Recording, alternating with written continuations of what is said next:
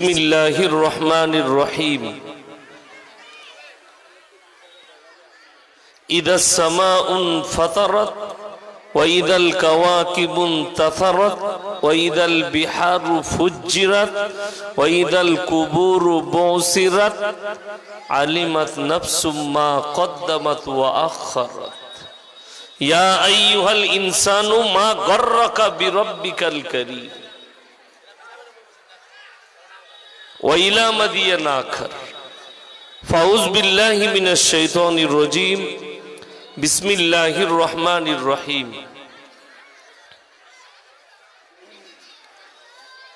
या अय्युहन नासु ज़ुरिबा मसलुन फस्तमिऊ लह इन्नल लज़ीना तदऊना मिन दूनिल्लाहि लन यख़्लुक़ू दुबाबन वला यज्तमऊ लह व इन यस्लुबहुमुद दुबाबु शय्यन ला यस्तनकिदूहु मिन्हु दऊफ़त तालिबु वल मतलूब मा क़दरुल्लाह हक़्क़ क़द्रि इन्नल्लाह लक़विय्युन अज़ीज़ व इला मदियन आखर।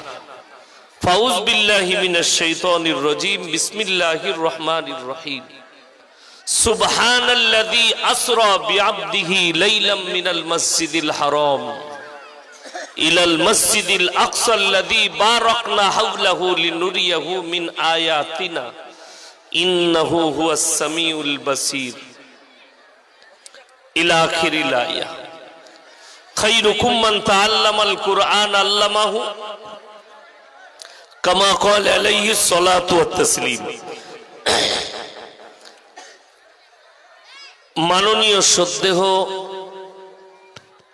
ज्ञानी गुणी मानी सम्मानी आजकेर এই জলসার माननीय सभापति महाशय, श्रद्धेय उलामा एकराम, हुफ्फाज एकराम एवं आमार ज्ञानी गुणी मानी सम्मानी माननीय श्रोता मंडली, पर्दार अंतराले पर्दा नसीब मायेरा एवं बोनेरा, आल्लाहर बड़ो दया कृपा भालोबासा आमादेर प्रति गोटा विश्वेर प्रति सबाई आल्लाह शुक्र आदाय करे हृदय थेके बोली आलহামদুলিল্লাহ। तार परे परे विश्व नबी जनाबे मुहम्मदुर रसूल अल्लाह सकले बोलुन सल्लल्लाहु अलैहि वसल्लम। सल्लल्लाहु अलैहि वसल्लम तिनार प्रति शत कोटी दरूद बर्षित होक। बोलुन आमीन सुम्मा आमीन। आमीन सुम्मा आमीन। सबाई एकबार मोहब्बतेर संगे दरूदे इब्राहिम पाठ करी अल्लाहुम्मा सल्लि अला मुहम्मदिन व अला आलि मुहम्मदिन कमा सल्लैता अला इब्राहीम व अला आलि इब्राहीम इन्नका हमीदुम मजीद। अल्लाहुम्मा बारिक अला मुहम्मदिन व अला आलि मुहम्मद कमा बारकता अला इब्राहीम व अला आलि इब्राहीम इन्नका हमीदुम मजीद। गुटी कয়েক কথা আলোচনা করব। আল্লাহ আমাদের সকলকে আমলে তৌফিক দান করুক। বলুন আমিন। আমিন। সর্বপ্রথম ইসলামের পক্ষে একটা কথা শুনে রাখি সবাই। একটা প্রবাদ বাক্য আছে উর্দুতে, হাতি চলে বাজার কুত্তা ভোকে হাজার। একটা হাতি রাস্তায় গেলে পেছনে অনেক কুকুর চিল্লায়, কিন্তু হাতির কোনো আসর পড়ে না। পড়ে ইসলাম বর্তমানে যে গতিতে ছুটছে, পেছনে অনেকজন অনেক কিছু চিল্লাবে, অনেক কিছু বলবে, ইসলামের কোনো ফারাক পড়বে না। জি জি বেশক। তার একটা মারাত্মক কথা শুনে রেখে দেন দিকটা। যারা ভাবছেন আজকে এত ইসলামের দুশ্মন কেন, এটা ভুল কথা। ইসলামের দুশ্মন দুশ্মনানে ইসলাম আজকের জন্ম নয়। নবীজি সাল্লাল্লাহু আলাইহি ওয়াসাল্লামের জমানা থেকে ইসলামের দুশ্মন আছে। আপনারা কেন জানেন না? উলামারা জানে, আলেমরা জানে। যার কারণ আপনার কাছে কোরআন হাদিসের জ্ঞান আপনি অর্জন করেননি, যার কারণে আপনার জানা নেই যে যেদিন থেকে আল্লাহর নবী মক্কায় মেহনত শুরু করেছে কালমার, সেই দিন থেকে ইসলামের দুশ্মন আছে, আজকে নয়। একটা মারাত্মক কোরআনের আয়াত, নবীজি সাল্লাল্লাহু আলাইহি সাল্লাম কাবা ঘরে কোরআন পড়ছেন। কোথায় বললাম? কাবা ঘরের মধ্যে নবীজি কোরআন পড়ছেন। বিভিন্ন রকম যারা ঈমান এনেছেন তেনারা শুনছেন, কিছু বেঈমান কাফের শুনছে চারিদিক থেকে।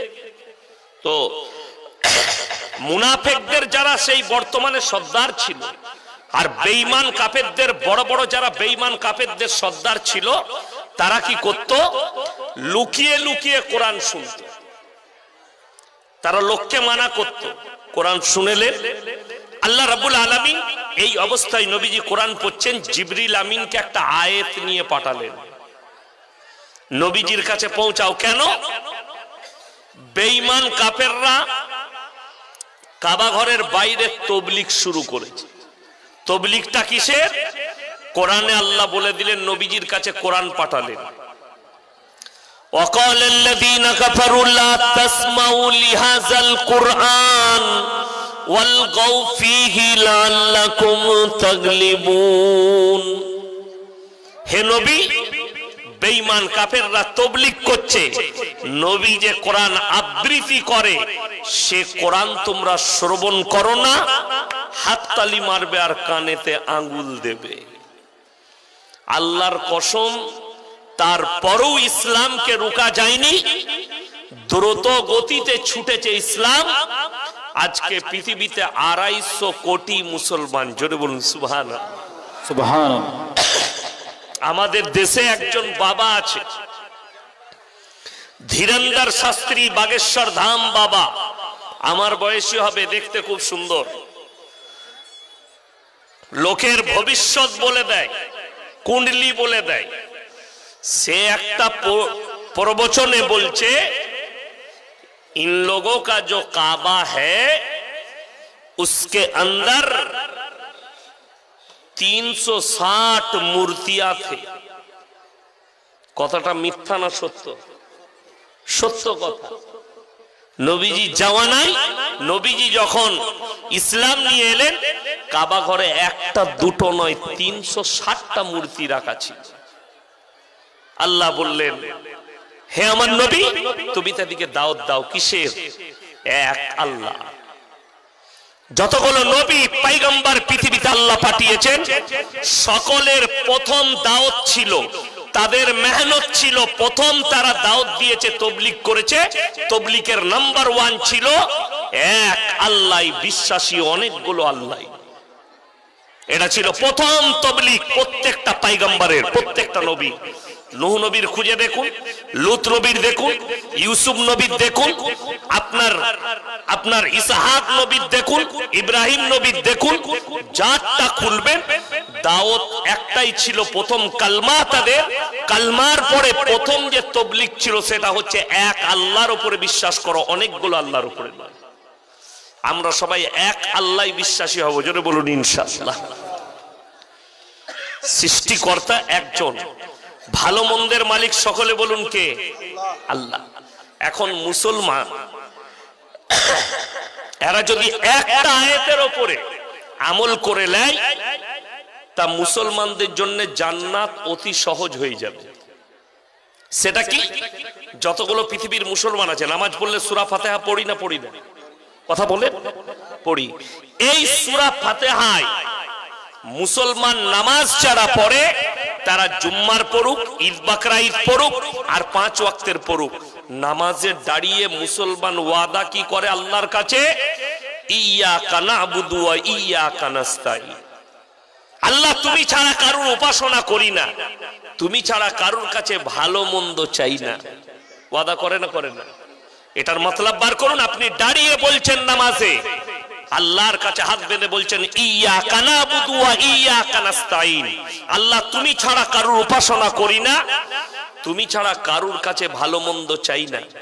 এরপরে বলুন, এই ওয়াদা করার পরে আপনার কাছে গাছতলা কি করে আসবে? খেজুর গাছ কি করে আপনার কাছে এলো, যার নিচে গিয়ে মুসলমান সিজদা করবে? ঢিপি কি করে এলো, যার কাছে মুসলমান সিজদা করে ভালো মন্দ চাইবে? এইখানটাই আপনাকে আকীদা ঠিক করতে হবে, যে বিশ্বাস আমার আল্লাহর উপরে, আমি ওয়াদা করছি আল্লাহর কাছে, আল্লাহ তুমি ছাড়া কারোর উপাসনা করি না, তুমি ছাড়া কারোর কাছে ভালো মন্দ চাই না। তাহলে গাছতলায় গিয়ে ভালো মন্দ চাইলে দুটো কারণ বলে দিই। নাম্বার ওয়ান, যখন একটা গ্রামে হিন্দু মুসলিম আমরা বাস করি না এটা সেকুলার দেশ, আপনার চাচার একটা দোকান আছে, দোকান কিসের? খাবারের, বিস্কুট, চানাচুর ইত্যাদির দোকান আছে।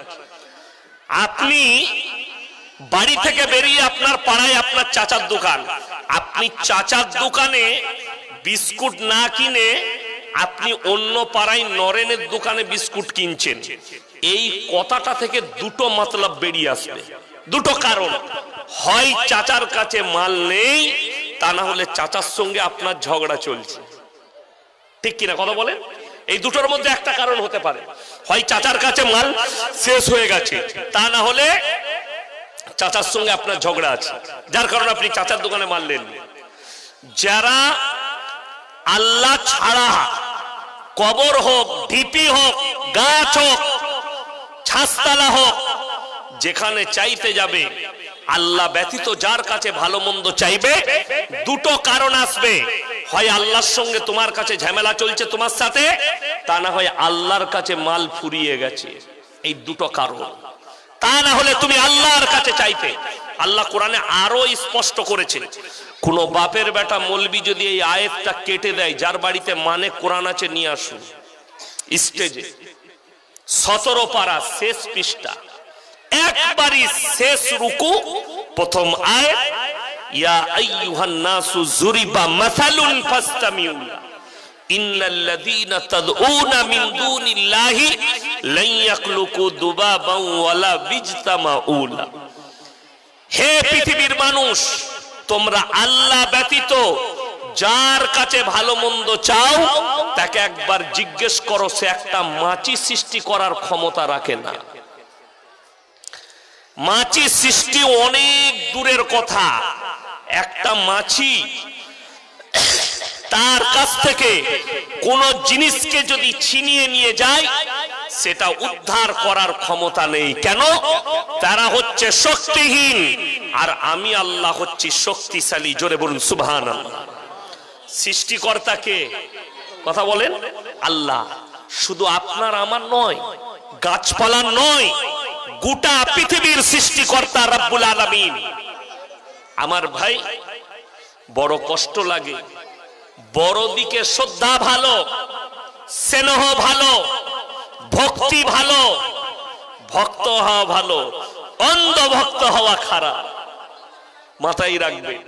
আজকে দেখতে পাচ্ছেন না, কিছু গোবরখোর আর মুতখোর দিল্লিতে দাঁড়িয়ে বলছে, पेट्रोल अगर 1000 रुपया लीटर होगा फिर भी हमको मोदी जी चाहिए। বলছে না?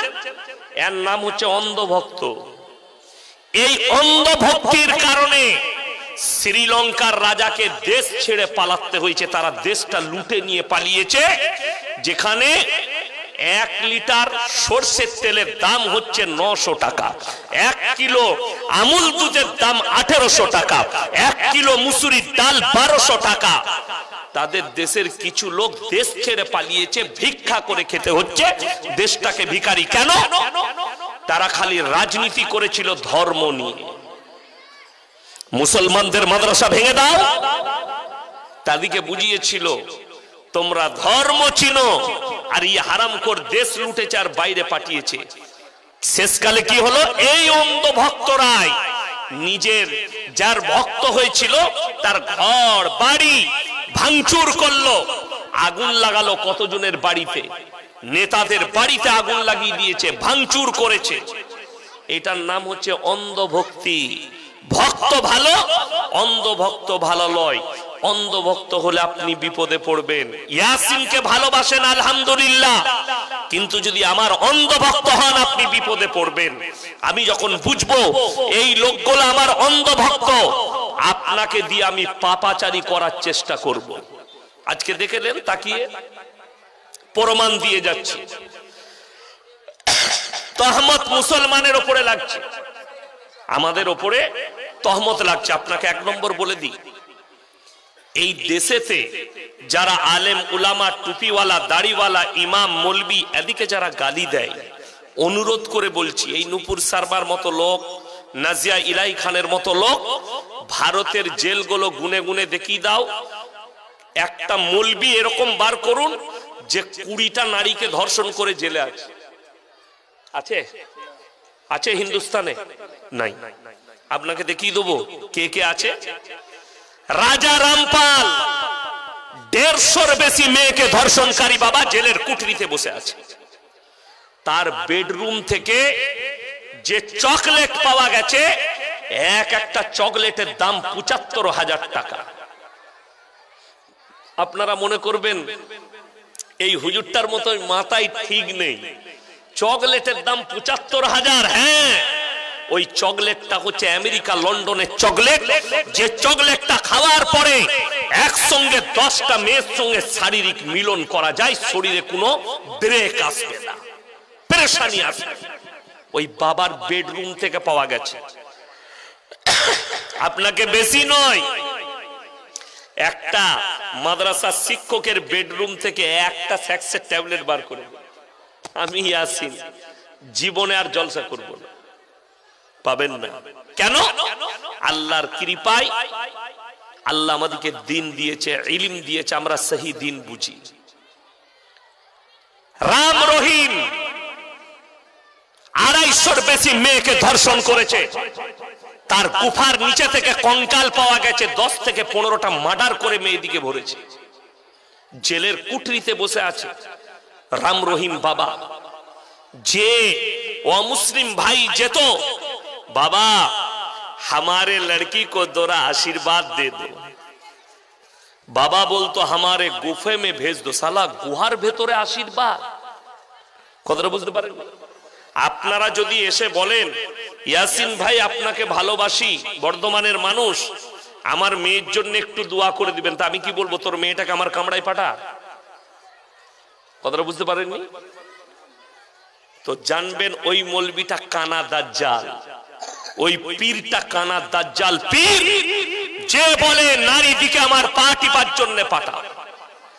আমার কাছে তো অনুমতি দিল যে পর্দাটা খুলবো, আমার বিরক্ত লাগছে। আগামীতে এই এলাকায় জলসা ইয়াসিন আর লিবেন, আজকে লাস্ট চ্যালেঞ্জ দিলাম। খালি এই বেপরদায় নারী দিকে দাঁড় করানো, বস করানো। আমি সেদিনে বলে গেছি, আজকে আর আমাকে দেখতে পাবেন না এই এলাকায় জলসা। আমি আর চ্যালেঞ্জ। আপনি আমার বাড়িতে গেলে বুঝতে, আমার মাদ্রাসায় গেলে বুঝতে পারবেন কতটা পর্দাশীল রাখি আল্লাহর কৃপায়। অথচ বড় কষ্ট লাগে। আপনি মৌলবীকে দেখবেন, একটা মৌলবীর কাছে যাবেন, একটা পর নারী আর পর পুরুষ নির্জনে এক কাছে হওয়া হারাম। যে মৌলবী, যে পীর বলবে আমার কাছে তোমার মা বোনকে পাঠাও, পা টিপার জন্য জেনে রেখে দিবেন, তাকে জুতো ঝাঁটা মেরে বার করুন। এরা সমাজের একটা কলঙ্ক, সমাজটাকে পরিষ্কার করুন। যদি বলে পীর সাহেব মানুষ কিছুই করবে না, তোমাকে কোরআন শুনিয়ে যাচ্ছি। হযরতে ইউসুফ নবী, সূরা ইউসুফ খোলো, রওয়ায়েতে আছে যখন জুলাইখা নিজেকে বেবস্ত্র করে দাঁড় করিয়ে দিল কার সামনে? ইউসুফ নবীর সামনে। আর বলল ওয়াকালাত হাইতালাক, আমার দিকে অগ্রসর হও, আমাকে ধরো আর মনের বাসনা কামনা পূরণ করো। কোরআনে আছে ইউসুফ নবী বলছেন ওয়ালাকাদ হাম্মাত বি ওয়া হাম্মা বিহা লাউলা আররা বুরহানা রাব্বি। কিছুক্ষণের জন্য শয়তান আমাকে ওয়াসওয়াসা দিয়েছে, আমার আল্লাহ আমাকে হেফাজত করেছেন। নবীরা নিষ্পাপ, নবীরা জান্নাতি। ইউসুফ নবীকে আল্লাহ হেফাজত করেছে, আমার মতো মৌলবীকে আল্লাহ হেফাজত করবে আমি যদি ওই জায়গায় পৌঁছাই? না, হবে না। আমরা নিষ্পাপ নয়। কোন বাপের বেটা মৌলবি আর পীর বলতে পারবে না আমি নিষ্পাপ। আজকে সমাজের এই অবস্থা কেন দাঁড়িয়েছে? আমাদের এই স্টেজগুলোকে মাজাক বানিয়েছেন, গল্প গুজবের একটা জায়গা বানিয়েছে, গল্প গুজবের জায়গা, যার দ্বারা মুসলিম সমাজ আজকে দিন পাচ্ছে না, বদ্দিনটা পেয়ে যাচ্ছে। ওইটাই তো কারণ। এমন এমন লোক এমন এমন বক্তব্য দিচ্ছে কোরআন বিরোধী, যে কথা আল্লাহ নিজের জন্য প্রযোজ্য করেছে, আজকে কিছু মূর্খ লোক তারা পীরের নামে ফিট করছে। অথচ আমাকে বলে এটা পীর বিরোধী মৌলবি। আমি পীর বিরোধী নয়, আমি সিস্টেম বিরোধী মৌলবি। তোমার সিস্টেম ভুল, আমি তোমার বিরোধী। বড় অবাক লাগে, দুঃখ লাগে, আপনি শিরকটাকে বুঝলেন না। আল্লাহর কাছে যতগুলো পাপ আছে সব থেকে নিকৃষ্ট পাপ হচ্ছে শিরকের পাপ। কিসের পাপ বললাম? শিরকের পাপ। আল্লাহ ব্যতীত অপরকে রব হিসাবে মানা, আল্লাহ ব্যতীত কেউ কি ভালো মন্দের মালিক মনে করা, আল্লাহ ব্যতীত কেউ কি দেনেওয়ালা মনে করা, এইটা হচ্ছে সব থেকে নিকৃষ্টতম পাপ। আমার ভাই, আল্লাহ তাআলা একমাত্র পৃথিবীর এমন একজন সৃষ্টিকর্তা, পৃথিবীতে যতগুলো মানুষ আছে কেউ নিজের প্রশংসা করার যোগ্যতা রাখে না। কেন? কোন বক্তা যদি বলে আমার মতো হক্কানি আর আমার মতো ভালো বক্তা কেউ নাই, জানবেন সে মূর্খ, তার কাছে ইলম কালাম নাই। কোন মাস্টার যদি বলে আমার থেকে দামি মাস্টার কেউ নাই, জানবেন ওটা মূর্খ, অকাট মূর্খ। কেউ যদি বলে আমার থেকে ভালো দামি ডাক্তার কেউ নাই, জানবেন ডাক্তারটার কাছে জ্ঞান আছে, সাধারণ জ্ঞান নাই, তার কাছে সামাজিক জ্ঞান। একমাত্র আল্লাহ তাআলাই হচ্ছেন নিজের প্রশংসা করার যোগ্যতা রাখে। আপনি কেমন মানুষ এটা পাড়ার লোক বলবে, আপনি কেমন মানুষ এলাকার লোক, দেশের লোক বলবে। আপনি কেন বলবেন? আমাদের দেশের কিছু লোক আছে, জিজ্ঞেস করুন সে কি বলে জানেন? বাইরের লোককে, আমাদের গ্রামে কেউ ভালো না, একমাত্র আমি ভালো লোক আছি। ওই মালটা সব থেকে খচ্চর। কথাটা বুঝতে পারেননি? যে বলে সবাই খারাপ আমি খালি ভালো, ওর থেকে বড় শয়তান কেউ নাই। এটা লিখে নিয়ে যান। তুমি কি তোমার প্রতিবেশী বলবে, পাড়ার লোক বলবে। আপনি বুঝতে পারবেন, কোরআন খুলুন। আল্লাহ তাআলা যেটা নিজের জন্য প্রযোজ্য করেছেন, কোন নবী পয়গম্বর কারোর জন্য প্রযোজ্য করেননি। কোরআন খুলুন, সূরা কাহাফ। কোন সূরা বললাম? সূরা কাহাফ, একবারই শেষ আয়াতের আগের আয়াত। আল্লাহ কোরআনে বললেন, قل لو كان البحر مدادا لكلمات ربي لنفذ البحر قبل أن تنفذ كلمات ربي ولو جئنا بمثله مددا। হে আমার নবী, পৃথিবীর মানুষকে বলে দাও, পৃথিবীতে যতগুলো দরিয়া আছে আর তার সঙ্গে মিলিত যত নদী আছে, সব পানিগুলো যদি কালি করে দেওয়া হয় আর পৃথিবীর যত মানুষ আছে আল্লাহর প্রশংসা লিখতে যদি শুরু করে, সব পানি শেষ হবে। আবার আমি অতটাই পানি দেবো, অতটাই কালি দেবো, আবার লিখতে শুরু করবে। কিয়ামতের সকাল পর্যন্ত আমার আল্লাহর প্রশংসা লিখে শেষ করার ক্ষমতা পৃথিবীর মানুষের নাই। জোরে একবার বলুন সুবহানাল্লাহ। চলুন, একজন বক্তা উত্তর প্রদেশের, তিনি বিহারে বক্তব্য দিচ্ছে, পূর্ণিয়া জেলায়। আপনাদের কাছে বিহার কাছে, তাই না? একদম সাইডে বর্ডার। তিনি বক্তব্য দিচ্ছেন কি লোকের কাছে, मेरे भाइयों, मेरे दोस्तों, मेरे बुजुर्गों, कान खुलकर सुन लो, बड़ा पीर का क्या मर्तबा था, बड़ा पीर अब्दुल कादिर जिलानी रहमतुल्लाह अलैह का क्या मर्तबा था। उनका मर्तबा तो ये थे, उनका मर्तबा तो ये था, इतने बड़े पीर थे, इतने मर्यादा थे कि पूरे दुनिया के सारे दरिया और नदी के पानी को अगर स्याही बना दिया जाए और सारे दरख्तों को कलम बना दिया जाए और पूरे दुनिया के लोग बड़ा पीर का तारीफ लिखना शुरू करे तो क़यामत तक नहीं खत्म कर सकते, लिख नहीं सकते। जोरे बोलूं नाउज बिल्लाह, नाउज बिल्लाह। भाई একটু আগে আসি, পিছনে ভাই জায়গা পাচ্ছে না, তো আগে আসেন ভাই, দয়া করে একটু আগে আসি। তারা পিছনে জায়গা পাচ্ছে না, সব দাঁড়িয়ে আছে ভাই। এই ফাঁকা জায়গাটা পূরণ করি, তারা বসতে পারবে। ভাই আমি একটা কথা বলি, যারা দাঁড়িয়ে আছেন এই বাঁয়ে জায়গা আছে, এসে বসে যান। আর দ্বিতীয়বার কোনো কমিটির লোক বলতে আসবেন না যে আগে এসে বসতে বলুন। যার মন যাবে সে বসবে, ডেকে ডেকে জান্নাতে ঢুকানো যাবে না, জায়গা হবে না। ডিস্টার্ব করবেন না বায়ানের মধ্যে। যার মন যাবে সে বসবে, ঠিক কিনা কথা বলেন? সে জায়গা খুঁজে ঠিক বসে নিবে। আর যারা দাঁড়িয়ে থাকার তারা থাকবে। জায়গা তো গাদা আছে, এসে বসো না, শীতকালের দিন। তো যে কথাটা আল্লাহ নিজের জন্য বলেছেন এটা রাসূলের জন্য প্রযোজ্য নয়, কোন নবীর জন্য আল্লাহ প্রযোজ্য করেননি, শুধুমাত্র কোরআনে নিজের জন্য বললেন। সেই পুরো আয়াতের মতলবটা, পুরো ঘটনাটা বড় পীরের নামে ফিট করা হচ্ছে। আজকে যদি আব্দুল কাদের জিলানী রহমতুল্লাহ আলাইহি জীবিত থাকতেন, এই হারামখোর মৌলবি কটাকে কাফের ফতোয়া দিতেন। তিনার নামে মিথ্যাচার, তিনার নামে আজগবি কথা বলা। আর কি বলছে, सुनो मेरे भाइयों, बड़ा पीर अब्दुल कादिर जिलानी कभी तवाफ करने नहीं जाते थे, बल्कि काबा उनके घर पे आता था तवाफ करने। जोरे बोल नाउजुबिल्लाह। কত বড় তহমত বড় পীরের নামে বাড়াবাড়ি। ইসলাম হচ্ছে পরিষ্কার পরিচ্ছন্ন, সুন্দর এবং উদারতায় পরিপূর্ণ। ইসলাম সত্যের উপরে টিকে আছে না মিথ্যার উপরে? তাড়াতাড়ি বলুন। সত্যের উপরে টিকে আছে। বড় কষ্ট লাগে আজকে মুসলমান জাতি পুরো ইসলামটাকে মিথ্যা গল্পের উপরে টেনে নিয়ে যাচ্ছে, যার কারণে অন্য ধর্মের মানুষ আমাদের সমাজ আমাদের ধর্মকে নিয়ে কূর্তি করতে একটা সুযোগ পাচ্ছে। অথচ রাসূল সাল্লাল্লাহু আলাইহি সাল্লাম যে ইসলাম দিলেন, যে কোরআন এনে দিলেন, আল্লাহর কসম এটা সত্যের উপরে টিকে আছে, মিথ্যার উপরে নয়। জোরে বলুন সুবহানাল্লাহ। আজকে ইসলাম সত্যের উপরে যদি মিথ্যার উপরে টিকে থাকতো, মক্কা মদিনায় শেষ হয়ে যেত। ঠিক কিনা কথা বলেন?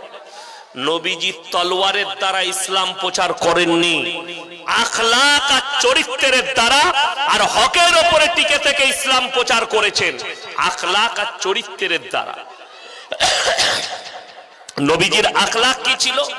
আজকে আমি বলি, অনেক আমাদের বক্তা, অনেক মৌলবি, অনেক মুসলিম ভাই তারা অন্য ধর্মকে কূর্তি করে, গালাগালি করে। এর থেকে বড় নির্বোধ কেউ নাই। এর দ্বারা কেউ ইসলাম কবুল করবে না, এর দ্বারা ইসলাম প্রচার হবে না। আপনি যদি বলেন ইসলামটা প্রচার করব, আখলাক আর চরিত্রের দ্বারা প্রচার করতে হবে।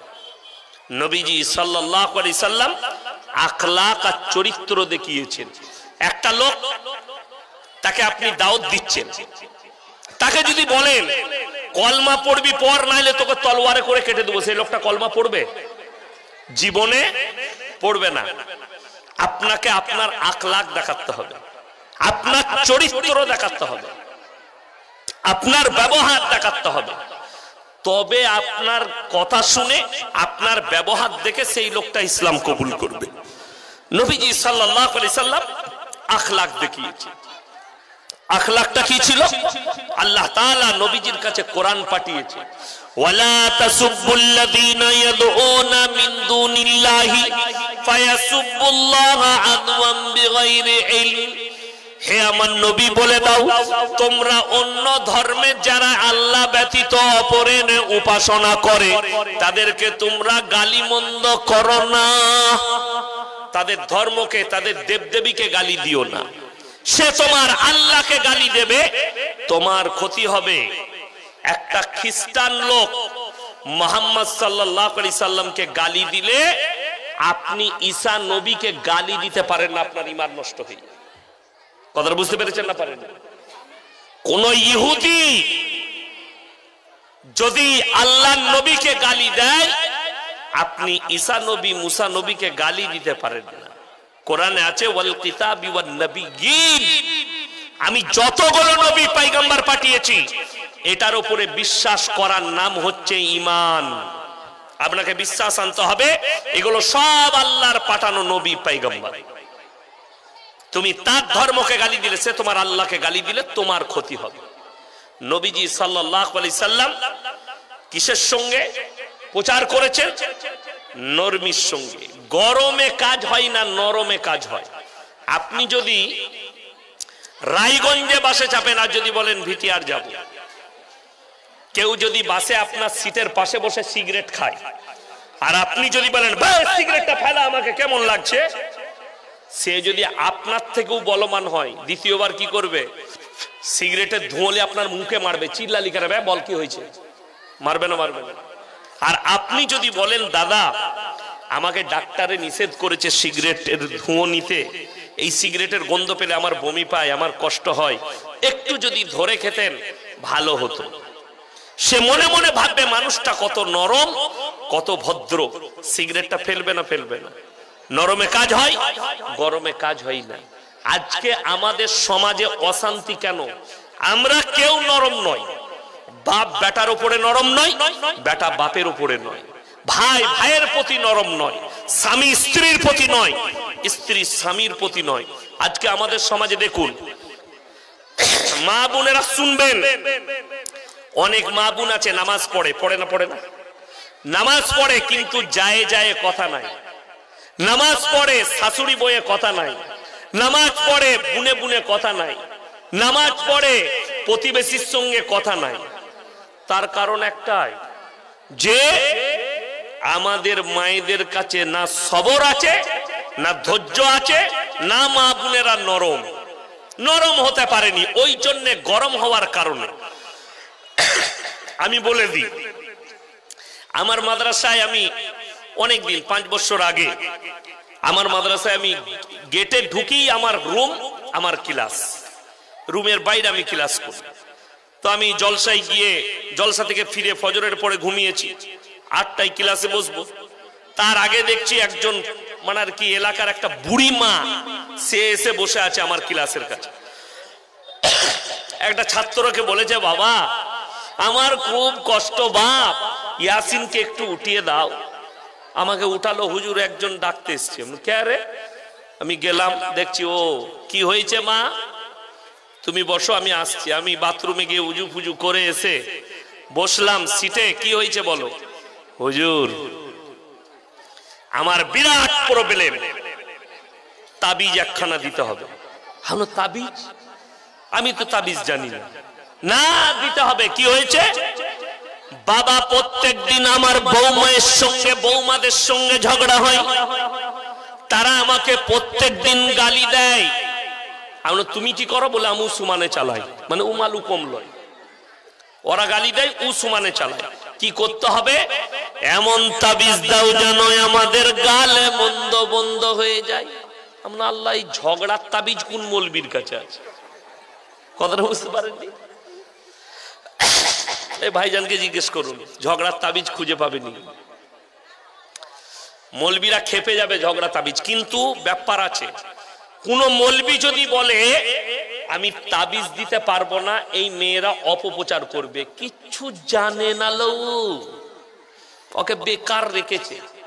আমি দেখলাম আমার চাকরিটা খাবেই, তার থেকে বলে একটা মাল দিয়ে দি।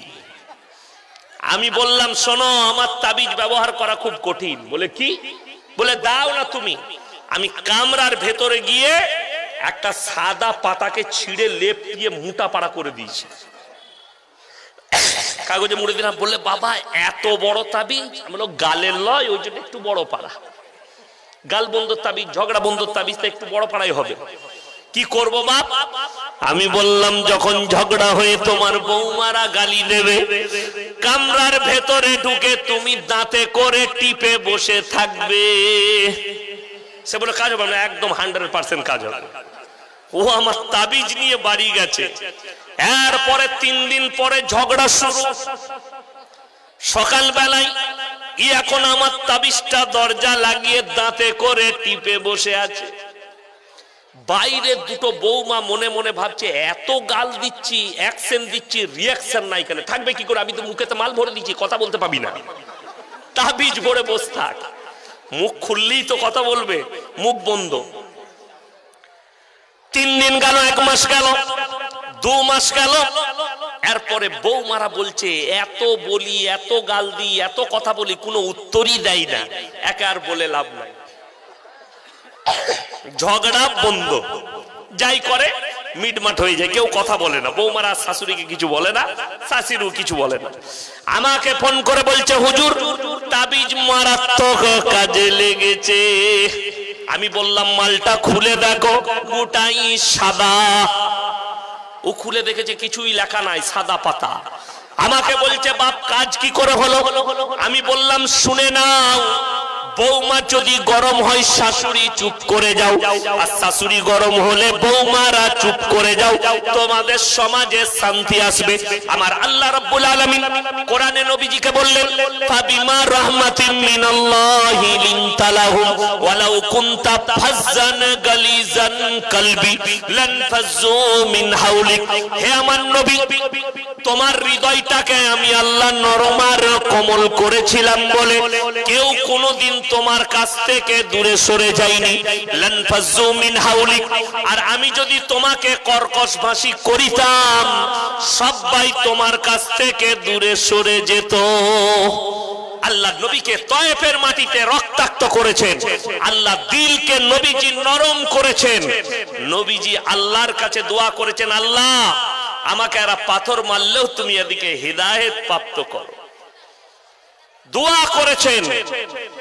নবীজিকে যারা গালি দিয়েছে নবীজি তাদের জন্য দোয়া করেছেন। নবীজিকে যারা বেত্তাঘাত করেছে নবীজি দোয়া করেছেন। আল্লাহর হাবিব সাল্লাল্লাহু আলাইহি সাল্লামের দিলটাকে আল্লাহ এত নরম করেছিলেন। যারা হাজী সাহেব আছেন, হাজী সাহেব কেউ আছেন এখানে? নাই? আছে? মজলিসে হাজী সাহেব আছে, কে আছেন হাত তুলেন তো ইনশাআল্লাহ দেখি। কোথায়? থাকলেও হাত তুলবে না, আপনি মনে করছেন আমি কিছু বলবো। বয়স্ক শুনেন আমার কাছে, যিনারা হজ করতে গেছেন তিনারা দেখেছেন উহুদের প্রান্তরে 70 জন সাহাবী যিনারা যুদ্ধের ময়দানে শহীদ হয়েছিলেন, লোহার ব্যারিকেড দিয়ে তিনাদের কবরগুলো ঘেরা আছে। সেখানে এমন একজন সাহাবী শুয়ে আছেন যিনি হচ্ছেন নবীজি সাল্লাল্লাহু আলাইহি সাল্লামের চাচা যান হযরতে আমিরে হামজা রাদিয়াল্লাহু তাআলা, জিনার বুকটা চিরে যুদ্ধের ময়দানে কালিজা থরটা বার করে চিবিয়েছিল হিন্দা। নবীজি যেদিনে মক্কা বিজয় করলেন সাহাবীরা দাঁড়িয়ে গেলেন তলোয়ার নিয়ে। আজকে আমরা মক্কা বিজয় করেছি, আজকে বদলা লিবার দিন, আজকে বদলা লুব। আম্মার ইবনে ইয়াসিনের মায়ের দু পায়ে উট বেঁধে দুদিকে বেঈমানরা তাড়িয়ে দিয়েছে, দুটো উট আঁখ ফাড়ার মতো ফাড়া গেছে। হযরতে সাইয়্যিদানা বেলাল হাবসির কোমরে দড়ি বেঁধে উটের পেছনে বাঁধা হয়েছে, পিঠের চামড়াটা কোমরে লেগে গেছে। আজকে আমরা বদলা লুব। আমিরে হামজার বুকটা ছিঁড়ে কলিজা থরকে চিবিয়েছে, বদলা লুব। নবীজি উঠে দাঁড়ালেন আর বললেন, সাহাবীরা বসে যাও, আমার 5টা কথার উপরে তোমরা আমল করবে। নাম্বার 1, তোমরা বৃদ্ধকে মারতে পাবে না, জোরে বলুন সুবহানাল্লাহ। নাম্বার 2, বৃদ্ধাকে মারতে পাবে না। নাম্বার 3, শিশুকে মারতে পাবে না। নাম্বার 4, আত্মসমর্পণ করলে মারতে পাবে না। নাম্বার 5, কাবা ঘরে প্রবেশ করলে মারতে পাবে না। নবীজি এলান করলেন, হে মক্কার বেঈমান কাফেররা শোনো, আমি আল্লাহর নবী, দয়া করতে জানি, ময়া করতে জানি, ক্ষমা করতে জানি, আমি বদলা নিতে জানি না। জোরে বলুন সুবহানাল্লাহ। এটা ছিল নবীজি সাল্লাল্লাহু আলাইহি সাল্লামের আদর্শ। চলুন এরপরে বলে দিই, দলে দলে বেঈমান কাফেররা নবীজির কাছে কালমা পড়ে ঈমান আনছেন মক্কা যেদিনে বিজয় হয়েছে। আল্লাহ নবী সাল্লাল্লাহু আলাইহি সাল্লাম নিজের জায়গা থেকে উঠে দাঁড়িয়ে গেলেন। কেন? একটা ব্যক্তি নিজেকে ঢেকে আনছে, একজন মানুষ নিজেকে পুরো ঢেকে নিয়ে আসছে। আল্লাহ নবী সাল্লাল্লাহু আলাইহি সাল্লাম বুঝতে পারলেন ওটা অন্য কেউ নয়, সে হচ্ছে হিন্দা। আল্লাহ নবী বললেন, এ হিন্দা, তুমি কালমাটা পড়ে নাও, আমি আল্লাহর নবী, ক্ষমা করতে জানি, দয়া করতে জানি, বদলা নিতে জানি না। তুমি আমার চাচা জানের কলিজা ঠট্টা চিবিয়ে খেয়েছো, আল্লাহ তোমাকে ক্ষমা করেছে, আমি মুহাম্মদ সাল্লাল্লাহু আলাইহি সাল্লাম তোমাকে ক্ষমা করলাম। কিন্তু জেনে রাখবে, তুমি কালমা পড়েছো, মুসলমান হয়েছো, যতদিন বাঁচবে তুমি আমার সামনে এসো না, তোমার চেহারাটা দেখলে, আমার চাচা জানের কথা মনে পড়লে আমার বুকটা ফেটে যায়। নবীজি বললেন ক্ষমা। নবীজি দয়া শিখিয়েছেন। আজকে একটা মা তার সন্তানকে ক্ষমা করতে পারে না, একটা বেটা তার মাকে ক্ষমা করতে পারে না, একটা সন্তান তার বাপ যদি কিছু করে বসে থাকে আর ক্ষমা করে না, একটা বাপ তার সন্তানকে ক্ষমা করতে পারে না, অথচ সে গিয়ে মসজিদে মাথা ঠুকে বলে আমি নবীজির উম্মত। আর আল্লাহ নবী শুনেলেন সাল্লাল্লাহু আলাইহি সাল্লামের হাদিস, মুমিনদের 1 নম্বর আখলাক, এক মুমিন আর এক মুমিনকে ক্ষমা করে দেবে। জানাজার ময়দানে এলান হয় না, হয় না? ভাই, কারো কিছু অন্যায় করে থাকলে আপনারা ক্ষমা করে দিবেন, বলে না? বলে না? যদি এটা বলে থাকে আর আপনি যদি মুমিন হন, হয়তো ইয়াসিন মারা গেছে, আপনাকে আমি কষ্ট দিয়েছি, আপনি মুমিন হলে দাঁড়িয়ে বলবেন নামাজের আগে, আমি মন থেকে ইয়াসিন ভাইকে ক্ষমা করে দিলাম। আপনি যদি ক্ষমা করেন আল্লাহর কাছে আপনি মূল্য পাবেন এবং কিয়ামতের দিন আপনাকে বড় করা হবে, ছোট নয়। জোরে বলুন সুবহানাল্লাহ। কেউ যদি ছোট হয় আল্লাহ তাকে বড় করে, কেউ যদি বড় হতে চায় আল্লাহ তাকে মুড়িয়ে ভেঙে দেয়। এটা মাথায় রাখবেন। অহংকার জমিনের উপরে করোনা। রাসূলের হাদিস, যারা অহংকারী হবে তারা কোনোদিন জান্নাতে প্রবেশ করবে না। জমিনের উপরে আকার দেখিয়ে চলো না। পয়সার অহংকার, টাকার অহংকার। আজকে আমাদের সমাজে কিছু লোকের টাকা হলে তাদের চলন বেঁকা হয়ে যায়, তাদের বলা পাল্টিয়ে যায়। মানে টাকা এসছে, কোটি কোটি টাকার মালিক হয়েছে, আল্লাহ দিয়েছে, তাদের চলা বলা পাল্টিয়ে যায়। পাল্টাবেন না, ওই রকমই থাকে।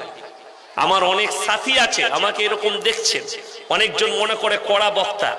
আমার যারা সাথী তারা আমাকে এখনো বলে, ইয়াসিন তুমি ওই রকমই আছো। পড়ার জীবনে এখনো এরকমই আছো। ফোনে কথা হলে মজাক করি, ওইভাবেই মজাক হয় আমাদের বন্ধু বান্ধব। আল্লাহ, আমি বক্তা হয়েছি, সে হতে পারেনি একজন মাদ্রাসা শিক্ষক, সে বলে সে আমার ছোট নয়, সে আমার নিজের ভাই, আমার সাথী। অহংকারের কিছু নাই।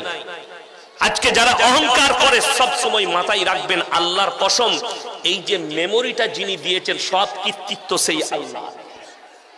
একটা ডাক্তার, একটা বক্তা, একটা মাস্টার, একটা মুহাদ্দিস, একটা জ্ঞানী, একটা সায়েন্টিস্ট, সবারই এই ব্রেনটা যিনি দিয়েছেন তিনি হচ্ছেন একমাত্র শক্তিশালী। আজকে আমি ইয়াসিন কথা বলছি, কালকে সকালে যদি আমার ব্রেনটা হ্যাং হয়ে যায়, আমাকে আর বক্তা ইয়াসিন বলবে না, পাগল বলবে লোকে, পাগল। তাহলে তোমার কোনোই মূল্য নাই, সব মূল্য কার? আল্লাহ। আজকে মানুষ এত বড় নির্বোধ, আল্লাহর শকর আদায় না করে নিজের বড়াই করে।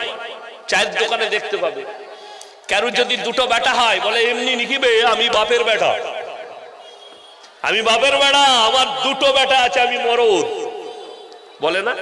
কারো যদি একটা মেয়ে হয়, কারো যদি দুটো মেয়ে হয়, বলছে তুই না মরদ বলে তোর দুটো মেয়ে হয়েছে, আমি তো মরদ বলি আমার বেটা হয়েছে। বেটা হলে মরদ হয়? বড় কষ্ট লাগে। এগুলো হচ্ছে অহংকারী কথা, নির্বোধের কথা। আসল যারা জ্ঞানী হবে, শুনে রেখে দেন, আপনি যে আছেন বেঁচে, এটা আল্লাহর কৃপা। এখানে একজন বলতে পারবেন কালকে সকালটা আমার হয়ে যাবে? আল্লাহর কসম না। হযরত আবু বকর সিদ্দিক রাদিয়াল্লাহু তাআলা চোখের পানি ফেলে জিজ্ঞেস করলেন, ইয়া রাসূলুল্লাহ, পৃথিবীর জ্ঞানী ব্যক্তিকে নবীজি কোন মূল্যবান লোকের নাম লাইন? নবীজি বললেন, ওই ব্যক্তি সবথেকে জ্ঞানী যে প্রত্যেক দিন একবার নিজের মৃত্যুকে স্মরণ করে। আপনি রাত্রে শুতে যাবার আগে আপনি ভাববেন বিছানায় শুয়ে শুয়ে, আমি আমার বিবির পাশে শুয়ে আছি, আমি আমার সন্তানের পাশে শুয়ে আছি, ঘুমের মধ্যে মৃত্যু এলে আর আমার সকাল হবে না। এটা ভাববেন। এটা ভাবলে তবে আপনি বুঝতে পারবেন আপনার কৃতিত্ব কি আছে। আল্লাহ রাব্বুল আলামিন কয়েকটা কোরআনে দলিল দিয়েছে। কেন? মানুষের কৃতিত্ব কিছুই নয়। তোমাদের কাজ কতটুকু? আল্লাহ তাআলা দুনিয়ার একটা নিজামত তৈরি করেছে।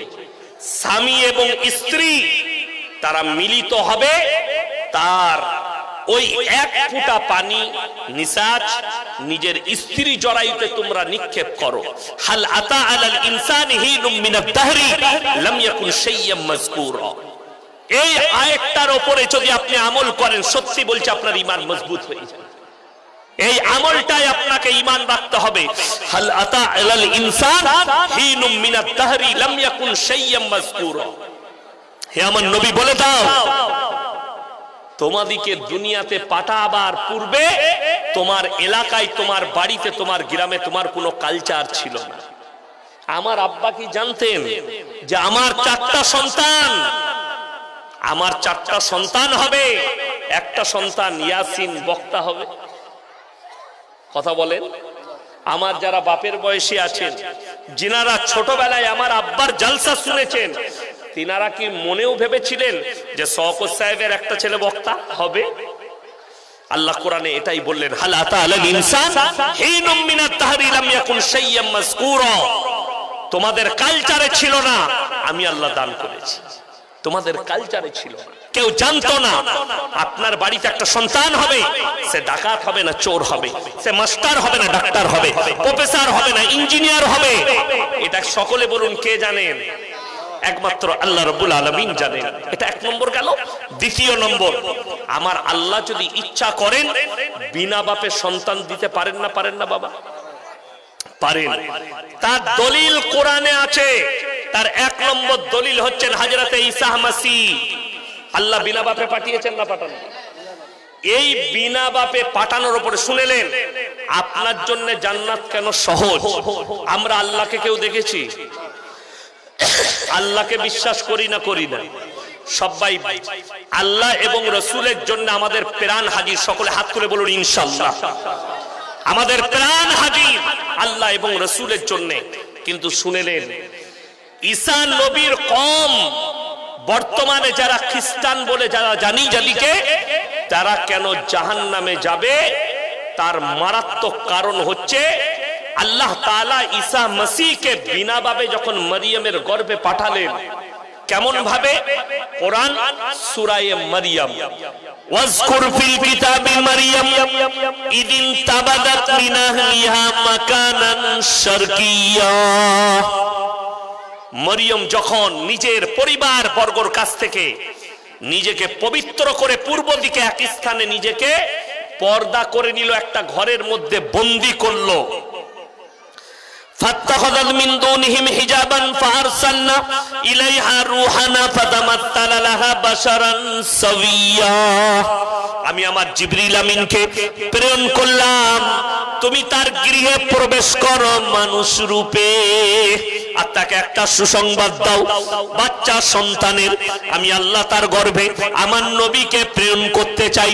মরিয়ম বললে, আমাকে পুরুষ মানুষে স্পর্শ করেনি, আমি কোনো ব্যভিচারিণী নই, আমি কারোর সঙ্গে ব্যভিচার করিনি, আমার বাচ্চা কেমন করে হবে? আমার আল্লাহ ধমক দিয়ে বললেন, মরিয়মকে বলে দাও কুন ফায়াকুন। আমি খালি বলবো হয়ে যা, আমার জন্য ওটাই যথেষ্ট। জোরে বলুন সুবহানাল্লাহ। আল্লাহ রাব্বুল আলামিন জিবরিল আমিনকে বললেন, তার শরীরে স্পর্শ করো না, তার আস্তিনটা টিপে ধরো, তার হাতেতে ফুম মারো, আমি আল্লাহ আমার কুদরত ফুঁকে দেব। হাতে শুধু ফুম মেরেছেন, সঙ্গে সঙ্গে 9 মাসের গর্ভবতী। জোরে বলুন সুবহানাল্লাহ। পৃথিবীর মানুষের কাছে আল্লাহ তাআলা কয়েকটা মারাত্মক দলিল দিয়েছেন। আল্লাহ যাকে ইচ্ছা করেন তার দ্বারা কাজ নিতে পারেন। পারেন না? পারেন না? নাম্বার 1, ইউসুফ নবীকে যখন ফাঁসানো হয়েছিল, কার সাক্ষী প্রযোজ্য হয়েছিল? একটা শিশু বাচ্চা। আল্লাহ বললেন, হে আমার ইউসুফ ইশারা করো। ওটা মনে রাখবেন। মরিয়মে ছাড়লাম, ঈসা নবী তো মনে রাখবে। আবার আমি ওখান থেকে বেরোইছি, আবার এসে ঢুকবো। ওই জন্য মেয়েদের চক্রান্ত খারাপ চক্রান্ত, কঠিন চক্রান্ত, নারীদের চক্রান্ত। আমি কেন পর্দা করতে বলছি? নারী আর পুরুষ, মেয়েদের চক্রান্ত খারাপ চক্রান্ত। আপনি দেখবেন অনেক আমাদের সমাজে বিচার হয়, হয় না? হয় না? পার্টি অফিসে ডেকে, ক্লাবে ডেকে বিচার হয়। কেন? বললে কি ব্যাপার? বললে অমুকের বাড়িতে একটা মেয়ের সঙ্গে একটা ছেলে ধরা পড়েছে। মেয়ের বাড়িতে ছেলে ধরা পড়ে, পড়ে না? পড়ে না? পড়েছে। বিচার হয়, দোষ কার হয়? ছেলের। আমাদের সমাজে এমন খারাপ অবস্থা, সব সময় বড় গাড়ির দোষ হয়, হয় না? পুরুষরা আমরা হচ্ছি বড় গাড়ি, ওই জন্য দোষটা এরই। যেমন রাস্তায় একটা মোটরসাইকেল ওয়ালা গাড়ির তলায় ঢুকে যায়, দোষ কিন্তু হয় বড় লরিওয়ালা। ঠিক বললাম না? 4 চাকার সঙ্গে মোটরসাইকেল অ্যাক্সিডেন্ট, মোটরসাইকেল ওয়ালা এসে মারছে, দোষ হচ্ছে 4 চাকাওয়ালা। একটা সাইকেল ওয়ালা এসে মোটরসাইকেলের সামনে ঢুকে গেল, দোষ হচ্ছে মোটরসাইকেল বা, যেহেতু এর গাড়িটা বড়। তাই না? এই আমাদের সমাজে যত দোষ পুরুষের, নারীর কোনো দোষ নাই। এটা হচ্ছে সমাজের বিচার ব্যবস্থা আমাদের। আপনাকে বুঝাই, ইউসুফ নবী জুলাইখা কিন্তু ইশারা করছে যখন নিয়ত খারাপ হলো তার উপরে, দেখতে এত সুন্দর সৌন্দর্যদা, আল্লাহ রূপ ঢেলে দিয়েছে ইউসুফ নবীকে। জানেন এইখানে কোরআনে আছে ইন্না শাইতানা লিল ইনসানি আদুব্বুম মুবিন, শয়তান হচ্ছে মানুষের প্রকাশ্য দুশমন। আপনি চান না, আপনি এখানে বসে আছেন, আপনাকে শয়তান উস্কানি মারছে, আর শুনতে হবে না, চ পালিয়ে চ। ঠিক বললাম না ভুল বললাম? কিছু যুবককে বলছে এখানে বসে থেকে লাভ নাই, চ মেলাতে খানিকগুলো মেয়ে আছে ওখানে ঘুরবি। এ শয়তান ওয়াসওয়াসা দেয়। শয়তান হচ্ছে, দেখবেন রমজান মাসে তারাবি পড়েন না পড়েন? হ্যাঁ, ঠিক দেখবেন 4 রাকাত না হতে হতেই শয়তান বলে ঘুমা যাবে, আর পড়ে কি করবি? ঠিক বললাম না?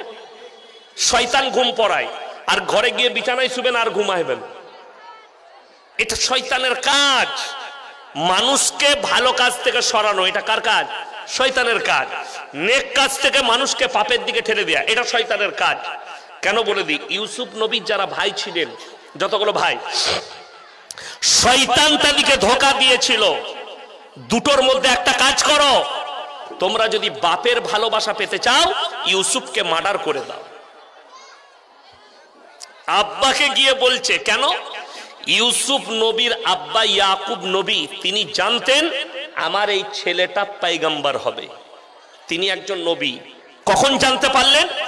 ইউসুফ নবী যখন বলছেন ইজ ক্বালা ইউসুফ লিআবিহি ইয়া আবাতি ইন্নী রাআইতু আহাদা আশারা কাওকাবা ওয়াশ শামসা ওয়াল কমারা রাআইতুহুম লিসাজিদিন। হে আমার আব্বা জান, আমি রাতের অন্ধকারে স্বপ্ন দেখলাম 11টা নক্ষত্র, চন্দ্র এবং সূর্য আমাকে যেন সিজদা করছে। জোরে বলুন সুবহানাল্লাহ। এই বাচ্চা ছেলের স্বপ্ন দেখে ইয়াকুব নবী বুঝতে পারলেন আমার এই ছেলেটা কোনো সাধারণ নয়, আল্লাহ একে পয়গম্বর তৈরি করবেন। এই স্বপ্ন আশ্চর্য স্বপ্ন হচ্ছে একটা পয়গম্বরের নিশানা। ইউসুফ নবীকে যখন ভালোবাসতে লাগলেন, বাকি ভাইদের হিংসা হলো। আমাদের সমাজে অনেক ছেলে আছে, দেখবেন বাপ যদি ছোট ভাইকে ভালোবাসে, বাকি ভাইদের একটু কষ্ট হয়, হয় না? হয় না? ছোট ভাইকে বাপ বেশি ভালোবাসে, বলে না? এটা ভুল কথা। ভালো সবাই কি বাসে, একজনের প্রতি মহব্বত একটু বেশি হয়। কি বুঝলে? আমার 2টো মেয়ে, কিন্তু ছোট মেয়ের প্রতি আমি একটু দুর্বল, বেশি ভালোবাসি। বড় মেয়েকে ভালোবাসি না তা নয়, সেও আমার কলিজার টুকরা। এটা মানুষের দুর্বলতা। ইয়াকুব নবীর দুর্বলতা হলো ইউসুফ নবীর যখন এই ঘটনা জানতে পারলেন, স্বপ্ন, মহাব্বত বেড়ে গেল ইউসুফ নবীর প্রতি। শয়তান বললে এই বাপের যদি ভালোবাসা পেতে চাও, একে যে কোনো প্রকারে রাস্তা থেকে হাঁটাতে হবে। এরপরে শয়তান চক্রান্ত দিল, তোমরা বাপকে ফুসলিয়ে একে বাজারে নিয়ে যাও। বাজারে গিয়ে কি কয়, একে বনেতে জঙ্গলে নিয়ে যাও ছাগল চড়াবার বাহানায়। ইয়াকুব নবী বললে তোমরা একে দেখতে পারবে না, লক্ষ্য রাখতে পারবে না, অর্থাৎ তাকে নিয়ে যাওয়ার দরকার নেই। তারা বললে আব্বা আমাদের উপরে বিশ্বাস নেই, আমরা এত বড় ভাই আছি, আমরা অবশ্যই একে লক্ষ্য রাখবো, আমাদের সঙ্গে খেলা করবে। নিয়ে গেলেন, চক্রান্ত শুরু। তাদের মধ্যে ভোট হলো। বেশিরভাগ জন বললে ভাইকে মার্ডার করো না, কুয়োর মধ্যে ফেলে দাও। ভোটেতে বেশি কারা জিতলো? কুয়োর মধ্যে ফেলা। আর কিছু কিছু ভাই বললে না, মার্ডার করে দাও, একবারই সরিয়ে দাও, বলে কুয়োয় ফেলে দিলে এমনি মরে যাবে। কিন্তু আল্লাহর কসম, আল্লাহ যাকে হেফাজত করবে পৃথিবীর কেউ তাকে মারতে পারবে? কেউ কোনোদিন তাকে মারতে পারবে না। এইটা বিশ্বাস রাখা মুসলমানের ঈমান। ইউসুফ নবীকে কুয়োর মধ্যে ফেলে দিল তার ভাইয়েরা, আর জামাটাই ছাগল জবাই করে রক্ত মাখিয়ে এনে বাপের কাজে হাজির করলো। বাপ কাঁদতে লাগলেন, জামাটা বাপের হাতে ধরালো। আমরা তো খেলা করছিলাম, আর আমরা ইউসুফকে বলেছিলাম আমাদের কাপড় জামাগুলো দেখবি। বাগে এসে তাকে তুলে নিয়ে গিয়ে খেয়েছে, দেখো তার জামাটা ছিঁড়া খুঁড়া। ইয়াকুব নবী কাঁদছেন, ওয়াজাওয়ালা কমিসিহি বিদামিন কাদিব ক্বালা বাল সাওয়ালাত লাকুম আনফুসুকুম আমরা ফাসাবারুন জামিল আল্লাহুল মুস্তাআনু আলা মা তাসিফুন। ইয়াকুব নবী বললেন, আল্লাহই ভালো জানে আমার সন্তান কোথায় আছে। ইয়াকুব নবী বুঝতে পারলেন আল্লাহ নিজের নবীকে কোনোদিন ব্যত্যাঘাতে বেঘাতে মৃত্যু দেবে না। কেন? তার এক নম্বর দলিল হচ্ছে ইউনুস নবীকে মাছে পেটে নিয়েছে, আল্লাহ হুকুম দিয়েছে যখন ইউনুস নবী দোয়া পড়েছে লা ইলাহা ইল্লা আনতা সুবহানাকা ইন্নী কুনতু মিনাজ জালিমিন, আল্লাহ মাছকে হুকুম দিলে আমার নবীকে তুমি 40 দিন পেটে রাখবে দরিয়ার মধ্যে, কিন্তু আমার নবীকে তুমি হজম করতে পারবে না। হজম করতে পারেনি। জোরে একবার বলুন না সুবহানাল্লাহ। আল্লাহর হুকুম দোয়া পড়ার কারণে। আমার বেটা আল্লাহ তুমি আমাকে সবর দাও, আমার সন্তানকে তুমি হেফাজত করো। ইয়াকুব নবী দোয়া করেছেন, আল্লাহর কাছে কেঁদেছেন, আল্লাহ আমাকে সবর দাও, সবর দাও। জামাটা নিয়ে কাঁদতে কাঁদতে বেটার জন্য ইউসুফের জন্য অন্ধ হয়ে গেছিল, কিন্তু ওইদিকে ইউসুফ নবীকে তুলে নিয়ে কাঠুরেরা, অনেক লম্বা কাহিনী আছে আমি বলবো না, খালি নারীদের চক্রান্তটা বুঝাবার লেগে বলছি। ইউসুফ নবী বিক্রি হয়ে গেছে মিশরের বাদশার ঘরে, লালিত পালিত হচ্ছে। যখন সে যৌবন পেয়েছে, সৌন্দর্যতা ফুটে উঠেছে, বাদশার বিবির তার সৌন্দর্যতায় নজর পড়ে গেছে, দারুণ দেখতে, ইশারা করছে। এখন দেখবেন ছেলেরা মেয়েরা কিভাবে ইশারা করে, করে না? ইশারা দেয়। মেলাতে দেখেছে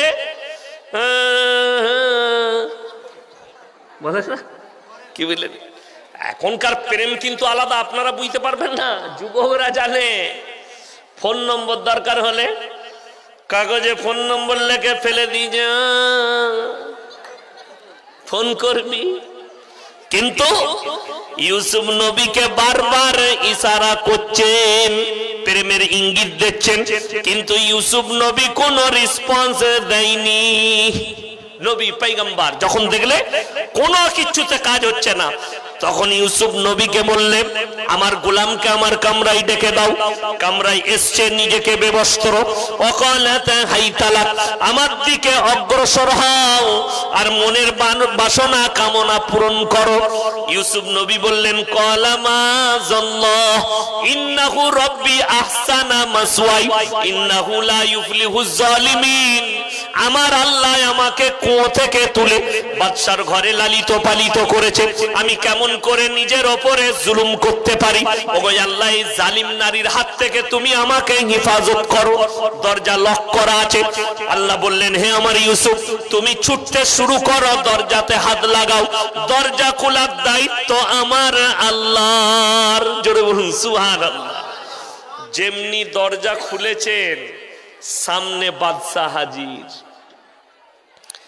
পেছনে বেবস্ত্র অবস্থায় বাদশার বিবি সুলেখা, মধ্যখানে ইউসুফ নবী, জামার পেছন দিক ছিঁড়ে গেছে, সামনে বাদশা হাজির। হ্যাঁ, এরকম যেমনি নিজের স্বামীকে দেখেছে, কি শুরু করলেন? নাটক। হে বাদশা, দেখো তোমার গোলাম তোমার বিবির সাথে কি খারাপ কাজ করছিল। ইউসুফ নবী তো অবাক, ইউসুফ নবী অবাক। দেখবেন আমাদের দেশে হয়, সারা রাত একটা লোক তার ঘরে ঢুকে আছে, সারা রাত ঢুকে আছে, ভোরের বেলায় যদি ধরা পড়ে যায় তখন কিন্তু সে রাতের বেলায় ঢুকে আমাকে জমা ছেড়ে দিয়েছে, কি করেছে, নাটক করে না? করে না? কিন্তু হারামখোর সারা রাত ঢুকে আছে সেই নারীর ঘরে, ও চিল্লাই নাই, ভোরের বেলায় ধরা পড়ে গিয়েছে দিয়ে চিল্লাচ্ছে। এটা হচ্ছে নাটক। আমাদের যারা বিচারক আছেন তারা ভালো করে শুনবেন, যারা বিচার করেন। ইউসুফ নবী যখন দেখলে আমার উপরে তহমত দিয়ে দিয়েছে, ব্যভিচারের তহমত, ইউসুফ নবীর চোখ দিয়ে পানি, আল্লাহ তুমি আমাকে হেফাজত করো। আল্লাহ বলে যে বাচ্চা শুয়ে আছে তার দিকে ইশারা করো, আমি আল্লাহ কাফি। যেমনি ইশারা করেছেন, বাচ্চা বললে বাচ্চা শোনো, ইউসুফ নবীর জামার সামনের দিকটা যদি ছিঁড়া হয় ইউসুফ নবী অপরাধী, জামার পেছন দিক যদি ছিঁড়া হয় জুলেখা অপরাধী। বাদশা যখন পরীক্ষা করলেন দেখলেন জামার পেছন দিকটা ছিঁড়া, কে অপরাধী? বাদশার বিবি জুলেখা অপরাধী। ছেলে যদি মেয়ের ঘরে ধরা পড়ে মেয়েটা অপরাধী হবে বিচারের অবস্থায়, ছেলেটা অপরাধী নয়, যেহেতু মেয়েটা সুযোগ দিয়েছে বলে ছেলেটা ঢুকতে পেরেছে। আওয়াজটা কি হচ্ছে? আমার ভাই, মেয়ের ঘরে যদি ছেলে ধরা পড়ে, মেয়েটা অপরাধী, রাস্তায় যদি ধর্ষণ হয় ছেলেটার মুন্ডু ছেদ করে দেয়। ছেলের ঘরে যদি ধর্ষণ হয় ছেলে অপরাধী হবে। নারীর ঘরে নারীটা সুযোগ না দিলে একটা পুরুষ ঢুকতে পারবে না। হয়তো সে সুযোগ দিয়েছে বলেই ঢুকেছে। আমার ভাই, আপনাকে বলে যাই, প্রত্যেকটা ভাইকে, শুধু এইখানেই নারীদের চক্রান্ত শেষ নয়। ইউসুফ নবী কয়েদে চলে গেলেন, কয়েদ থেকে যখন শুনেলেন গোটা মিশরে বদনাম ছড়িয়েছে। আপনাকে একটা কথা বলি, আমি ইয়াসিন, একজন বক্তা মানুষ, সবাই চিনে না? আমি যদি কালকে কোনো নারীকে ধর্ষণ করি, এটা যদি মিথ্যা করেও ফাঁসায়, প্রচার হবে না? হবে না? অনেক হবে। আমাদের দেখবেন বিহারের একজন পূর্ণিয়ার বক্তা আছে, আমার সাথে অনেক জলসা করেছে, বন্ধু মানুষ, জার্জিস আনসারি। তাকে আপনার ধর্ষণ কেসে ফাঁসানো হয়েছিল। উত্তরপ্রদেশের সরকার ফাঁসিয়েছিল একটা নারীকে দিয়ে, জাল বিছিয়ে। তো এরকম হতেও পারে। তো তার নামে একটা অপপ্রচার হয়েছে না হয়নি? হয়েছে, এরকম হবে। তো জুলাইখার নামে অপপ্রচার শুরু হলো যে বাদশার বিবি গোলামের সঙ্গে ধরা পড়েছে। কিন্তু নবী কেউ জানে না ইউসুফকে, আল্লাহর কাছে কি মর্তবা এটা জানে না। কেন? তখনও আল্লাহ নবুয়ত দান করেননি। তারপরে জুলাইখার রাগ হয়েছে, বাদশার বিবি বললে মিশরের সব মেয়েদিকে দাওয়াত দাও আমার ঘরে। সমস্ত নারীর দাওয়াত হয়ে গেল শহরে, প্যান্ডেল করেছেন, দুটো গেট। সেই গেটে ইউসুফকে বলা হয়েছে, যখন তোমাকে অর্ডার দেবো এই গেটে ঢুকে ওই গেটে বেরিয়ে যাবে। ইউসুফ নবী এই কথা শুনলেন। আর জুলাইখা, প্রত্যেকটা রেওয়ায়েতে আছে, প্রত্যেকটা নারীর হাতে একটা করে ছুরি আর একটা করে ফল। কোন মুফাসসিরিন বলেছেন আপেল, কেউ বলেছেন বেদনা, কেউ বলেছেন মুসাম্মি। ফল একটা সবারই হাতে ছিল। এই জুলাইখা বললে আমি অর্ডার দেবো, তোমরা কেটে খেতে শুরু করো। যখন বলা হলো ইউসুফ নবীকে তুমি এই দরজায় ঢুকে ওই দরজায় বেরিয়ে যাও, যখন চলে গেছে সমস্ত মেয়ে তখন দেখছে আমরা কেউ ফল কাটিনি, সবাই নিজের হাত কেটে বসে আছে। কেন? আল্লাহ এতটা সৌন্দর্যতা দিয়েছিলেন ইউসুফ নবীকে।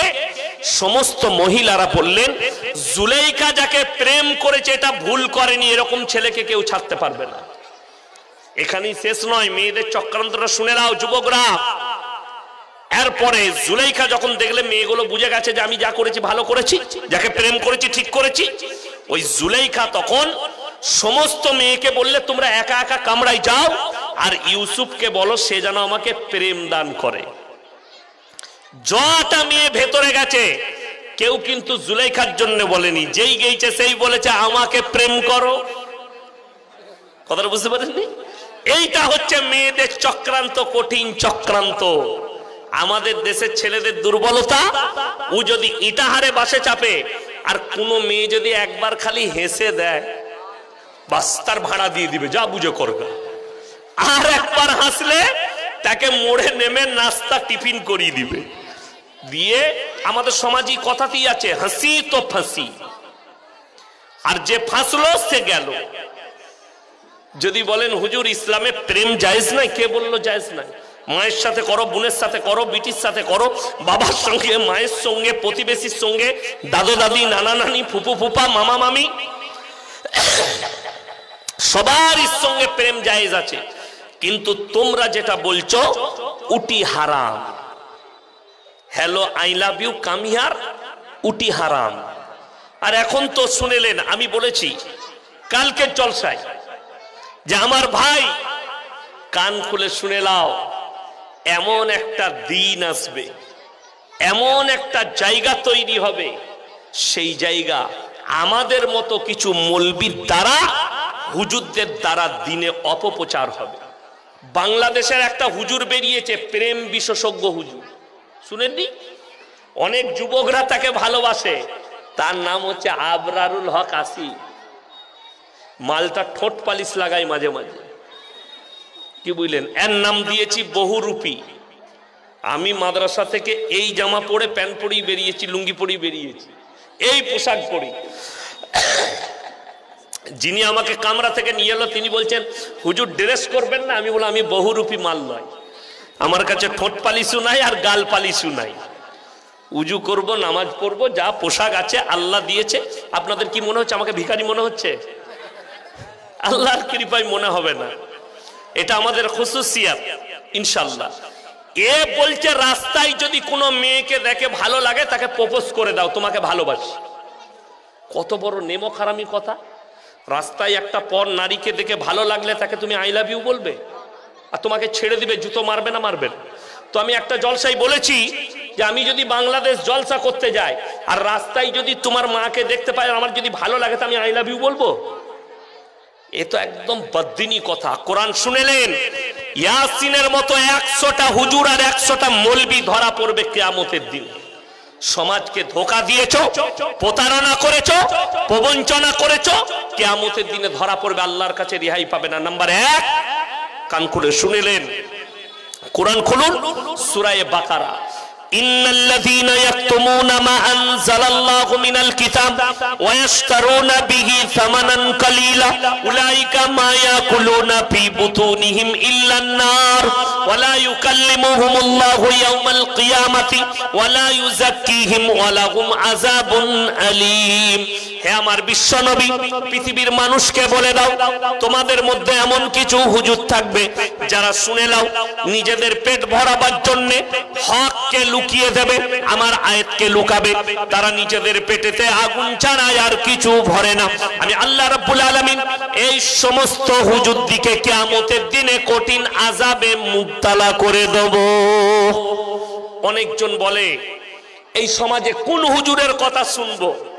আপনাকে আমার কথাও শুনতে হবে না, আপনাকে আমি হক কথা বলে যাচ্ছি একটা।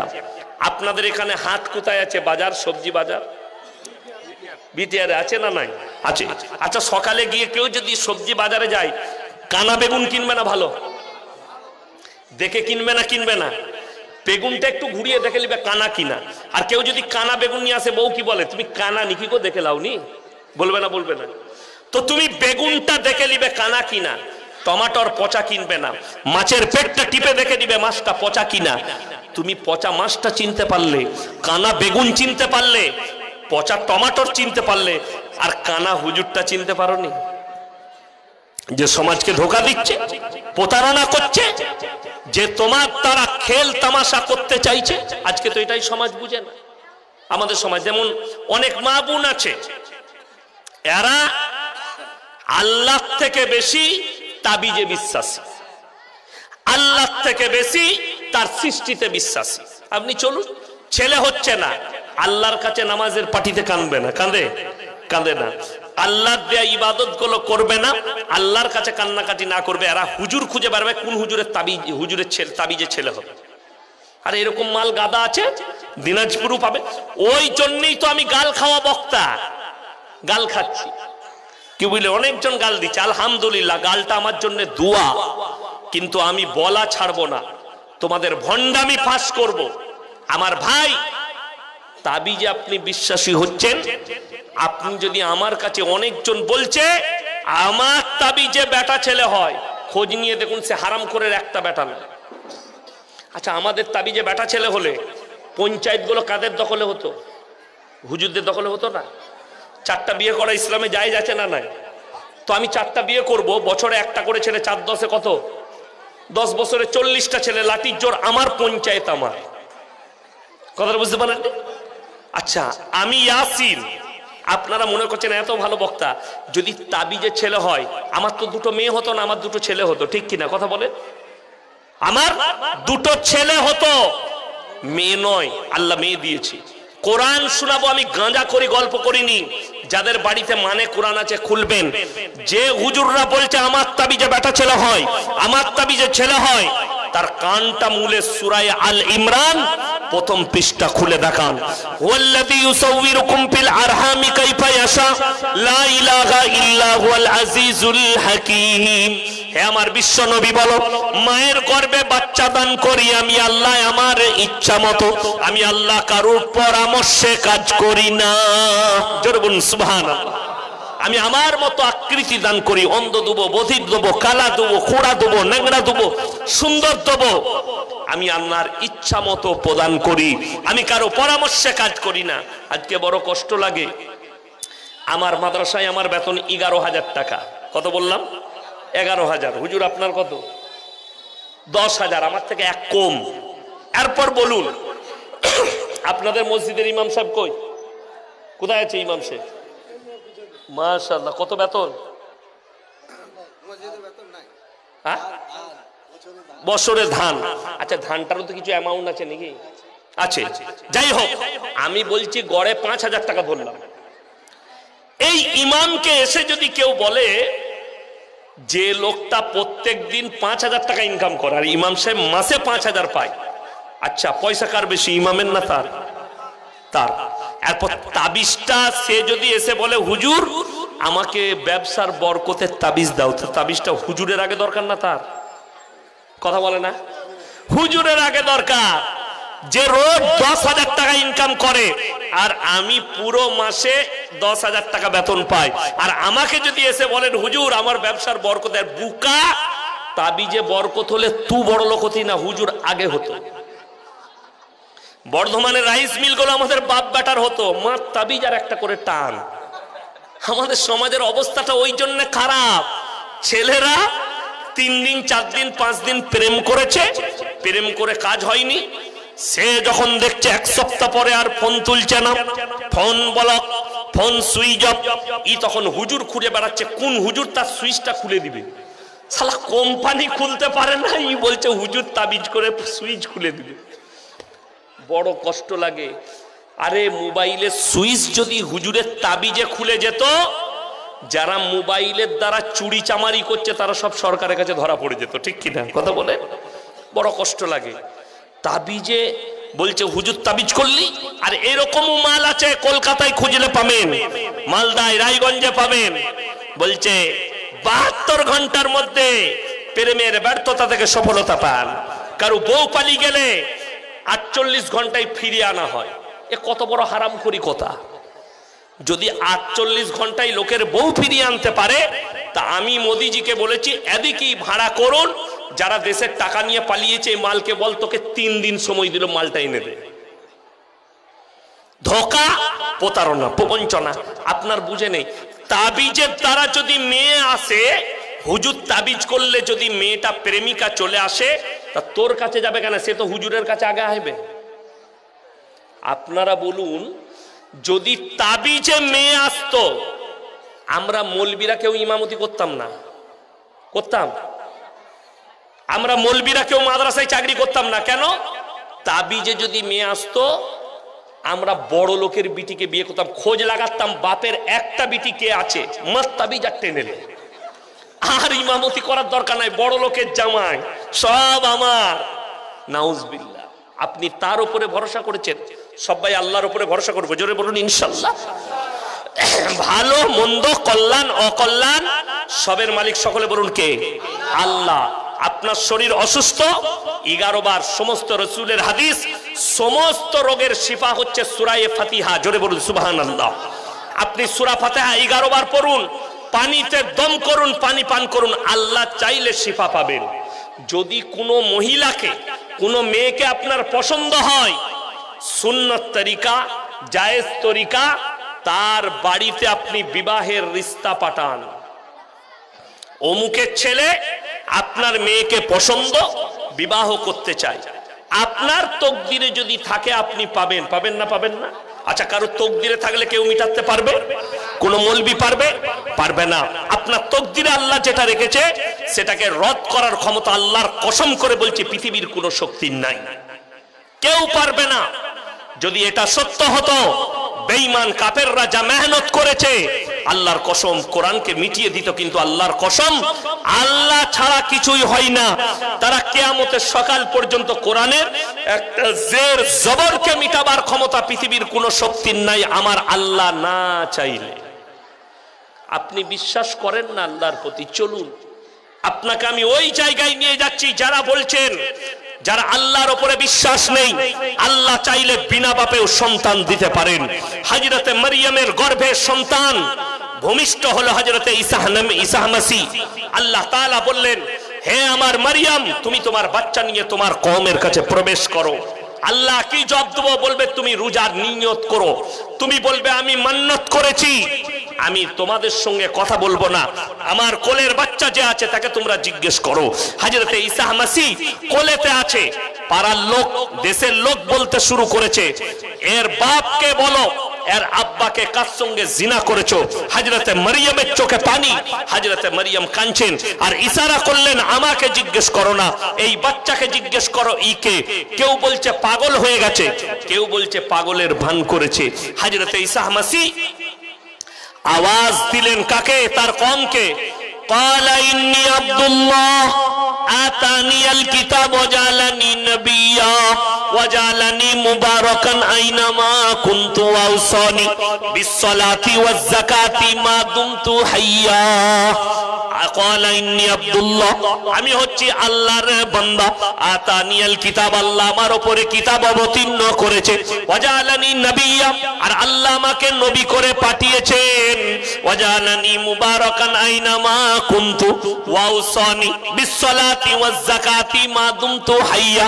আল্লাহ আমার উপরে শান্তি বর্ষিত করেছে, আর যতদিন বাঁচবো আল্লাহ আমাকে সালাত দিয়েছেন, নামাজ পড়ার হুকুম দিয়েছেন, যাকাত প্রদান করার হুকুম দিয়েছেন, এবং আল্লাহর প্রতি সন্তুষ্টি প্রকাশ করার তৌফিক দিয়েছেন।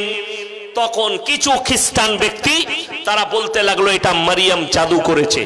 আল্লাহ রাব্বুল আলামিন এই ঈসা মাসিহকে যখন তুলে নিয়েছেন, বেঈমান কাফেররা তখন বলেছে ঈসাকে যখন তুলে নিয়েছে আল্লাহ, এটা আল্লাহর বেটা। জোরে বলুন নাউজুবিল্লাহ।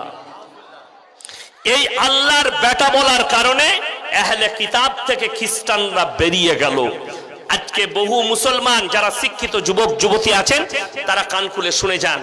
আজকে ইংরেজি তারিখ কত বাবা? 22। আগামী 3 দিন পরে 25শে ডিসেম্বর মুসলিম যুবক যুবতীদের জন্য 25শে ডিসেম্বর পালন করা হারাম। মুসলমানদের জন্য 25শে ডিসেম্বর হারাম। ক্রিসমাস পালন করা হারাম। তার নাম্বার 1 কারণ খ্রিস্টানরা 3 জনকে আল্লাহ বলে মানে। নাম্বার 1, আল্লাহকে সৃষ্টিকর্তা হিসাবে মানে। নাম্বার 2, তার মা মারিয়ামকেও মানে। নাম্বার 3, ঈসা মাসিহকে আল্লাহর বেটা হিসাবে তাকেও তারা তার উপাসনা করে। এইটার কারণে, এই পাপের কারণে মুসলিমদের জানা দরকার কিয়ামতের দিনে আল্লাহ তাআলা ঈসা মাসিহকে কাঠগোলায় দাঁড় করাবেন গোটা পৃথিবীর মানুষের সামনে। এটা কোরআনে আছে। আর আল্লাহ প্রশ্ন করবেন, ইসকাল আল্লাহু ইয়া ঈসা ইবনে মারইয়াম আনতা কুলতা লিন-নাস ইত্তাখিযুনি ওয়া উম্মিয়া ইলাহাইনি মিন দুনিল্লাহ। তুমি কে বলেছিলে তোমার কওমকে আল্লাহ ছাড়া আমি আর আমার মা আরো দুটো আল্লাহ? ঈসা নবী বলবেন, ক্বালা সুবহানাক, আমার যে কথা বলার হক নেই, অধিকার নেই, আমি কেমন করে বলতে পারি? আর আমি বললে ইন্নাকা আনতা আল্লামুল গুয়ুব, আপনি আলিমুল গায়ব, আপনি তো সবই জানতেন। আল্লাহ রাব্বুল আলামিন তাদেরকে জাহান্নামের রাস্তা দেখাবেন। নাম্বার 2, মুসলিমদের জন্য জানা উচিত আল্লাহ স্পষ্ট ভাষায় মুসলমানদেরকে নিষেধ করেছেন, গায়রিল মাগসুবি আলাইহিম ওয়ালাদ-দাল্লিন। মাগসুব মানে ইহুদি আর দাল্লিন মানে নাসারা। এই দুটো দলই পদভ্রষ্ট, আর এদের যারা অনুসারী হবে তারাও পদভ্রষ্ট হয়ে যাবে। আজকে বেঈমান কাফেরদের মারাত্মক মেহনত মুসলমানদের ঈমানকে ধ্বংস করো। তারা যেন কোরআন থেকে বিচ্ছিন্ন হয়, তারা যেন রাসূলের আদর্শ থেকে সরে যায়, তারা যেন মাদ্রাসা মসজিদ থেকে সরে যায়, তাদের সম্পর্ক যেন নামাজের সাথে না থাকে, রাসূলের আখলাকের সাথে না থাকে, নবীজির কোরআনের আল্লাহর কালামের সাথে না থাকে, রাসূলের হাদিসের সঙ্গে না থাকে। তাদের মধ্যে বিভেদ সৃষ্টি করে দাও। আমার ভাই, আল্লাহর কাছে যতগুলো পাপ আছে, আবার বলছি নিকৃষ্ট পাপ হচ্ছে শিরকের পাপ। আল্লাহ এই কারণে খ্রিস্টানরা এবং তাদের অনুসারীরা জাহান্নামে যাবে। আজকে হাজারো মুসলিম যুবক যুবতী এরা 1 জানুয়ারি ফিস্টির হাড়ি নিয়ে মাঠেতে যায়, ঘাটেতে যায়, পিকনিক স্পটে যায় পিকনিক করতে, আর তার সঙ্গে দামি জিনিস একটা থাকে, সেটা হচ্ছে বোতল, তাই না? আচ্ছা, মুসলমানদের জন্য মদ হারাম না হালাল? কথা বলেন। কোরআনে আছে স্পর্শ করা হারাম। আচ্ছা, মদ যদি স্পর্শ করা হারাম হয় আর কোরআনে এটা আদেশ থাকে, তারপরে যদি কোনো মুসলিম যুবক, কোনো মুসলিম ব্যক্তি মদ পান করে, সে আল্লাহর সঙ্গে যুদ্ধ ঘোষণা করলো না? করলো না? আল্লাহর সঙ্গে বিরোধিতা করেছে। এরপরে এই লোকটা কি করে জান্নাতের আশা করে? আমাদের সমাজের লোক নামাজ কেন পড়ে না, রোজা কেন রাখে না, পাপ কেন ছাড়ে না? তার কারণ একটাই, এই জানে আমি যদি মরে যাই যত রকমেরই পাপ করি, হুজুর সাহেব এসে দোয়া করে মিলাদ পড়িয়ে জান্নাতে আমাকে ঠিক ভরে দিবে। তোমার হুজুর উমার খাবে, তুমিও খাবে। বড় কষ্ট লাগে। 3 বোতল মদ খেয়ে মারা গেছে। আচ্ছা ইমানদারির সঙ্গে বলুন তো, আমি নয়, তুমি মিলাদের জন্য যে হুজুরকে দাওয়াত দিবে, এরকম কোন হুজুরের দোয়া শুনেছেন?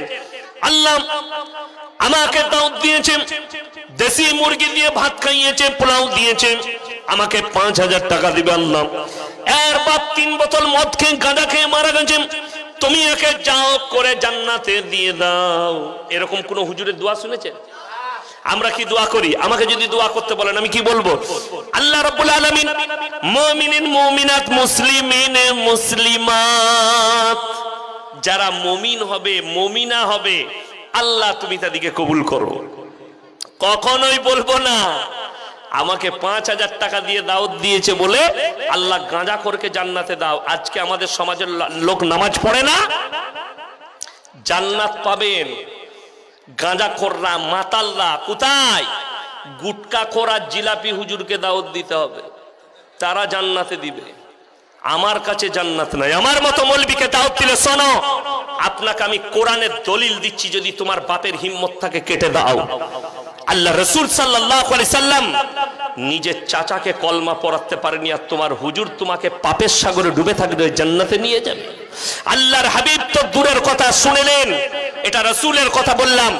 এরপরে এমন একজন পয়গম্বর, এমন একজন নবী, দুজন নবী, মায়েরা শুনবেন কান খুলে, ভাইয়েরা শুনবেন। নিজের চোখে একটা সন্তানের মৃত্যুর তাণ্ডব দেখেছে, নিজের সন্তানকে বাঁচাতে পারেনি, দোয়া করে আল্লাহ নিষেধ করেছে। তিনি হচ্ছেন হযরতে নূহ নবী। পৃথিবীতে আল্লাহ সব থেকে বেশি হায়াত দিয়েছিলেন নূহ নবীকে।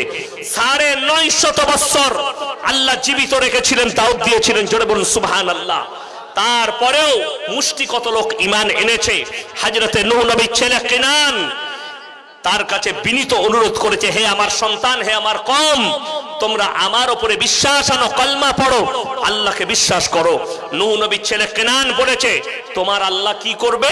বলে আমার আল্লাহ মুষলধারার বৃষ্টি দিয়ে কঠিন আযাবে তোমাদিকে দরিয়ায় ডুবিয়ে দিবে, তোমাদিকে সমুদ্রের মধ্যে ভরে দিবে।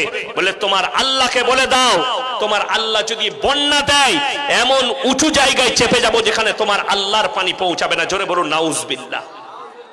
এত বড় চ্যালেঞ্জ। আল্লাহ বললেন, হে আমার নূহ, এরপরে নৌকায় চেপে যাও তোমার কওমকে নিয়ে, আর সব জোড়া জোড়া জীব জন্তু পশু পক্ষী সব নিয়ে চেপে যাও। যখন নূহ নবী চেপে গেছেন, মুষলধারার বৃষ্টি, আল্লাহ যখন রওয়ায়েতে আছে সমুদ্রের পানিকে পৃথিবীর বুকে, আজকে তারিখ 22 ডিসেম্বর 2024 সাল, আজকে তারিখ পর্যন্ত পৃথিবীতে অত বড় বন্যা, অত বড় প্রলয় আর পৃথিবীতে কোনোদিন ঘটেনি। রওয়ায়েতে আছে, মুফাসসিরিনরা লিখেছেন যে পৃথিবীর সমুদ্রের পানিকে আল্লাহ 1250 ফুট উপরে তুলে দিয়েছিলেন। গোটা পৃথিবী ডুবে গেছে। নূহ নবী নৌকার উপরে, গোটা পৃথিবীর দরিয়া হুলুস তুলুস চলছে। তার কওম ডুবে মারা যাচ্ছে, তার ছেলে কেনান ডুবে মারা যাচ্ছে। নূহ নবী না থাকতে পেরে চোখে দেখছে আমার সন্তান মারা যাচ্ছে, আল্লাহকে বলে উঠলেন, লা আসমাল ইয়াউমা মিন আমরিল্লাহ, ওগো আল্লাহ, এটা আমার ওরসজাত সন্তান, তুমি একে রক্ষা করো। আল্লাহ ধমক দিলেন, লামিনাল খাসিরিন, যা আমাকে মানেনি, আমার নবীকে মানেনি, আমার দ্বীনকে মানেনি, তার লেগে তুমি আমার কাছে দোয়া করে নাও, আবেদন করো না, তা না হলে তোমাকেও ক্ষতিগ্রস্তদের মধ্যে ফেলে দেবো। আমার মায়েরা বোনেরা শুনেলেন, যে মা ভাবছেন আমার স্বামী তাহাজ্জুদ গুজার, যে মেয়েরা ভাবছেন আমার স্বামী আলেম, যারা ভাবছেন আমি অমুক পীরের মুরিদ হয়েছি, মুরিদান হয়েছি, যে মেয়েরা ভাবছেন অমুক মৌলবি আছে দোয়া করে পার করাবে, আমি যদি পাপের সাগরে থাকি, তারা কান খুলে শুনেলেন। আল্লাহ তাআলা কোরআনে দৃষ্টান্ত দিলেন, হে আমার নবী, ওই পৃথিবীর মহিলাকে শুনিয়ে দাও যারা পাপ করার পরে জান্নাতের আশা করছে। আমি দুজন নবীর বিবিকে জাহান্নামে দেব। দারাবাল্লাহু মাতালাল লিল্লাযীনা কাফারু ইমরাআতা নূহি ওয়া ইমরাআতা লূত কানাতা তাহতা আবদাইন মিন ইবাদিনা সালিহাইন ফাকানাতাহুমা ফালাম ইউগনি আনহুমা মিনাল্লাহি শাইয়্যা ওয়া কিলা ইদখুলান নার মা'আদ দাখিলিন। আমার দুজন উলুল আযম নবী হাবিব পয়গম্বর নূহ নবী আর লূত নবী দুজনের বিবিকে জাহান্নামে দেব। তারা আটকাতে পারবে না। স্বামীরা পয়গম্বর হওয়ার পরেও নবী হওয়ার পরেও আটকাতে পারবে না। আল্লাহ লাকি টেনে দিয়েছেন। আমার মা আমার বোন, আপনি ভাবছেন আমি পাপের সাগরে ডুবে আছি, আমার স্বামী আমাকে জান্নাতে নিয়ে যাবে, আমার পরিবার আমাকে জান্নাতে নিয়ে যাবে। শুনেলেন আল্লাহর হাবিব সাল্লাল্লাহু আলাইহি সাল্লাম নিজের চাচাকে কলমা পড়াতে পারেননি। আর সব সময় মাথায় রাখবেন, প্রত্যেকটা মা বোনকে বলবো নামাজি হন। আজকে দুঃখটা এটাই, আমাদের সমাজের লোক তো মুসলমান দাবি করে, কিন্তু 100 জনের মধ্যে 80টা মুসলমান বেনামাজি। ঠিক বললাম না ভুল বললাম? বেনামাজি, অথচ মুসলমান দাবি করি। আমার মা আমার বোন, আপনি নামাজি হন। আমার ভাই রাসূল আকরাম সাল্লাল্লাহু আলাইহি ওয়াসাল্লাম হাদিস বর্ণনা করেছেন, হে আমার সাহাবীরা শোনো, যার মধ্যে নামাজ নাই তার মধ্যে পৃথিবীতে ইসলাম নেই। এটা মাথায় রাখবেন। শুধু এটা নয়, যারা মনে মনে ভাবছেন আমি নামাজ পড়ি না তো অবশ্যই আমি জান্নাতে যাব। অনেকজন চায়ের দোকানে প্রকাশ করে নামাজ পড়তে না পারি, রোজা রাখতে না পারি, কিন্তু আমার মতো ভালো লোক গ্রামে নেই। এ মাল আছে না নাই? গাদা আছে, চায়ের দোকানে ফুটানি করে। তাদেরকে কান খুলে বলছি, শুনে যান কোরআনটা। কিয়ামতের দিনে জান্নাতীরা যখন জান্নাতে প্রবেশ করবে, জান্নাতের রাস্তায় যাবে, আর জাহান্নামীরা জাহান্নামের রাস্তায় প্রবেশ করবে। জান্নাতীরা প্রশ্ন ছুড়ে দিবে, ফি জান্নাতি ইয়াতাসাআলুনা আনিল মুজরিমিনা মা সালাকাকুম ফি সাকার, তোমরা কেন জাহান্নামে যাচ্ছ? তোমরা বলতে আমরা ভালো লোক, তোমরা বলতে আমরা হচ্ছি পাড়ার ভদ্রলোক। তারা 1 নম্বর উত্তর দেবে, ক্বালু লাম নাকু মিনাল মুসাল্লিন, আমরা নামাজি মুসল্লিদের মধ্যে ছিলাম না। ওয়ালাম নাকু নুতিমুল মিসকিন, আর আমরা মিসকিনকে খানা খাওয়াইতাম না, তাই আল্লাহ আমাদেরকে জাহান্নামে পাঠিয়েছেন। ওয়া কুন্না নাখুদু মাল খাইদিন, আর দাড়ি টুপি নামাজি মুসল্লিদিকে দেখে হাসি ঠাট্টা বিদ্রুপ করতাম, আল্লাহ তাই আমাদেরকে জাহান্নামে পাঠিয়েছেন। ওয়া কুন্না নুকাজ্জিবু বিয়াউমিদ্দিন, আর আমরা বিচারের দিবসকে, কিয়ামতের দিনকে মিথ্যা বলে মনে করিতাম, আল্লাহ তাই আমাদেরকে জাহান্নামে পাঠিয়েছেন। সবাই বলুন হাত তুলে, আজ থেকে নামাজ কেউ ছাড়বো না। জোরে বলুন ইনশাআল্লাহ। নামাজ কেউ ছাড়বেন না। আপনি কালকে মারা যেতে পারেন। আমাদের সমাজের লোককে নামাজের দাওয়াত দিলে কি বলে জানেন? বয়স হোক তারপরে একটু নামাজটা ধরবো, বলে না? বলে না? আচ্ছা, এখানে কেউ এমন ব্যক্তি আছেন গ্যারান্টি দিতে পারবেন যে আপনি 100 বছর বাঁচবেন? বড় কষ্ট লাগে, খুব ভালো করে শুনবেন আমার কথাটা। স্কুলে যখন পরীক্ষা হয় 1 মাস আগে থেকে ছাত্রদিকে জানানো হয় না, রুটিন দেওয়া হয় না যে এই বিষয়ের পরীক্ষা অমুক তারিখে আছে, পরীক্ষা জানিয়ে দেওয়া হয়। আচ্ছা, আমি যখন জেনে যাব কালকে অঙ্ক পরীক্ষা আছে, আজ রাতে কোনটা পড়বো, বাংলা না অঙ্ক? অঙ্কটাই পড়বো। আমি যদি জানি কালকে বাংলা হয়, আজকে রাতে ইংরেজিটা পড়বো না, বাংলাটাই তৈরি করব। মানে আমার কাছে খবর আছে কালকে ইংরেজি পরীক্ষা হবে, তো আমি ইংরেজিটাই পড়বো। তাইলে আপনি জেনে গেলেন। আল্লাহর কসম, কে জানেন কালকে মারা যাব? কেউ জানি না। তাইলে কবর এমন একটা পরীক্ষার জায়গা, আপনাকে 24 ঘন্টা নিজের আমল নিয়ে রেডি থাকতে হবে। কোরআনে আছে সূরা কাহফে, ইন্না জাআলনা মা'আল আরদি যিনাতাল লাহা লিনাবলুয়াহুম আইয়ুহুম আহসানু আমালা। আমি আল্লাহ রাব্বুল আলামিন এই পৃথিবীটাকে সুসজ্জিত করেছি শুধুমাত্র আমার বান্দাদের জন্য। আমি আল্লাহ খালি একটা জিনিস চাই, আইয়ুহুম আহসানু আমালা, তারা আমার কাছে খালি ভালো আমলটা করে নিয়ে আসবে, বদলাই আমি আল্লাহ জান্নাত দেব। জোরে বলুন সুবহানাল্লাহ। বদলাই জান্নাত পাবে। অর্থাৎ আপনাকে মেনে নিতে হবে, আজ থেকে নামাজ যেন আমার জীবনে কাজা না হয়। জোরে বলুন ইনশাআল্লাহ। যদি আপনার জীবনে নামাজ না থাকে, আপনার মধ্যে ইসলাম নেই। আজকে দুঃখটা কোথায় বলে দিই। একটা লোক জানাজার নামাজ পড়তে আসছে, অনন্তপুরে একজন মারা গেছে, জানাজার নামাজ হবে। দুঃখটা কোথায় জানেন? লোক গাদা জড়ো হচ্ছে, যারা 5 ওয়াক্তের নামাজি, জোহরের পরে জানাজা হবে, 5 ওয়াক্তের নামাজি বাবাজিরা নামাজ পড়ছে, আর কিছু হারাম করে উজু করে দাঁড়িয়ে আছে শুধু জানাজা পড়বে, তাই না? কত কষ্ট লাগে। ইমানদারির সঙ্গে বলুন, আলেমরা আছে স্টেজে, কেউ যদি জানাজার নামাজ যদি কারো ছেড়ে যায় গুনাহ আছে? ছেড়ে দিলে গুনাহ আছে? গুনাহ নাই। কিন্তু কেউ যদি মসজিদের পাশে উজু করে দাঁড়িয়ে জেনে শুনে যদি ফরজ নামাজ কাজা করে, তার গুনাহ আছে না নাই? গুনাহে কবিরা, বড় গুনাহ। আপনাকে ওই জায়গা থেকে আপনাকে বাঁচতে বলছি আমি। আপনি ওই জায়গা থেকে বাঁচুন যে আল্লাহ আমার ঈমানকে মজবুত করো, আমি যেন নামাজ না ছাড়তে পারি। আপনি মাঠে যাবেন, ঘাটে যাবেন, পবিত্র আছেন, আপনি নামাজ আদায় করলেন। আপনি মাঠে কাজ করছেন, শরীরে গেঞ্জি আছে, গায়ে একটা গামছা আছে, উজু করে নামাজ পড়লেন, আপনি যদি পবিত্র থাকেন। মাথায় টুপির প্রয়োজন নাই, টুপি নাই, কোনো অসুবিধা নাই, বিনা টুপিতে নামাজ হবে না? হবে না, নামাজ হয়ে যাবে। তখন আপনি নামাজটা আদায় করছেন না কেন? দোকানে আছেন, ব্যবসা করছেন, উজু করে নামাজের জোহরের টাইম হয়েছে, খদ্দের আছে, ভাই একটু দাঁড়াবে, আমি খালি জোহরের ফরজ নামাজটা পড়েলি, আপনি নামাজ আদায় করলেন। আপনার ঈমান মজবুত হবে। যদি কোনো অমুসলিম আপনার দোকানে খরিদ করতে আসে, আপনার ওপরে বিশ্বাসটা আরো বাড়বে। বাড়বে না? বাড়বে না? এই লোকটা ভালো লোক, বাস্তব কথা বলছি। যারা মুসলিম আছেন, এলাকায় মিশেন, যারা সমাজ চালান, আপনাকে যদি কোনো হিন্দু ভাই বিয়েতে দাওয়াত দেয়, আর আপনি যদি বলেন দাদা আমি মুসলিম, হারাম জিনিস চলবে না, আমাকে ডাল আর সবজি দিয়ে ভাত দেন।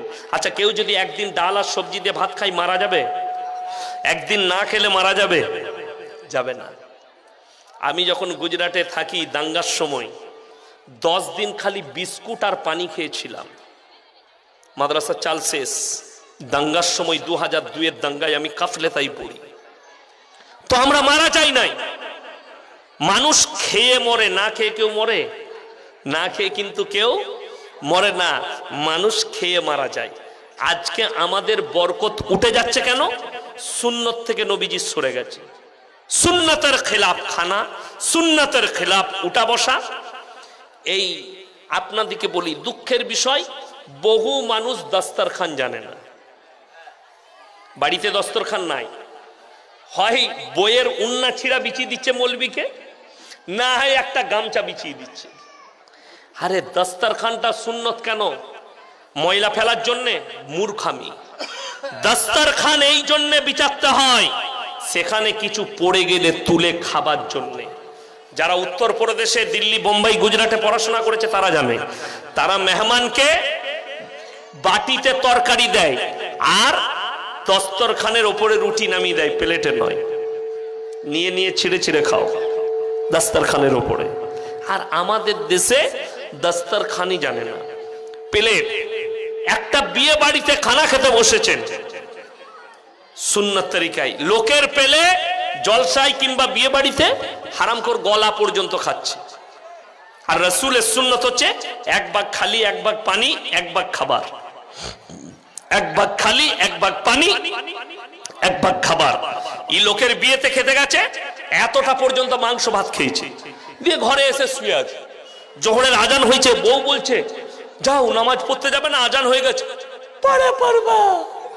ও পড়বে কি করে? এতটা খেলে নামাজ পড়া যাবে? গলা পর্যন্ত টেনেছে। না, ওটা সুন্নত তরিকা নয়, তোমার ইবাদত হবে না।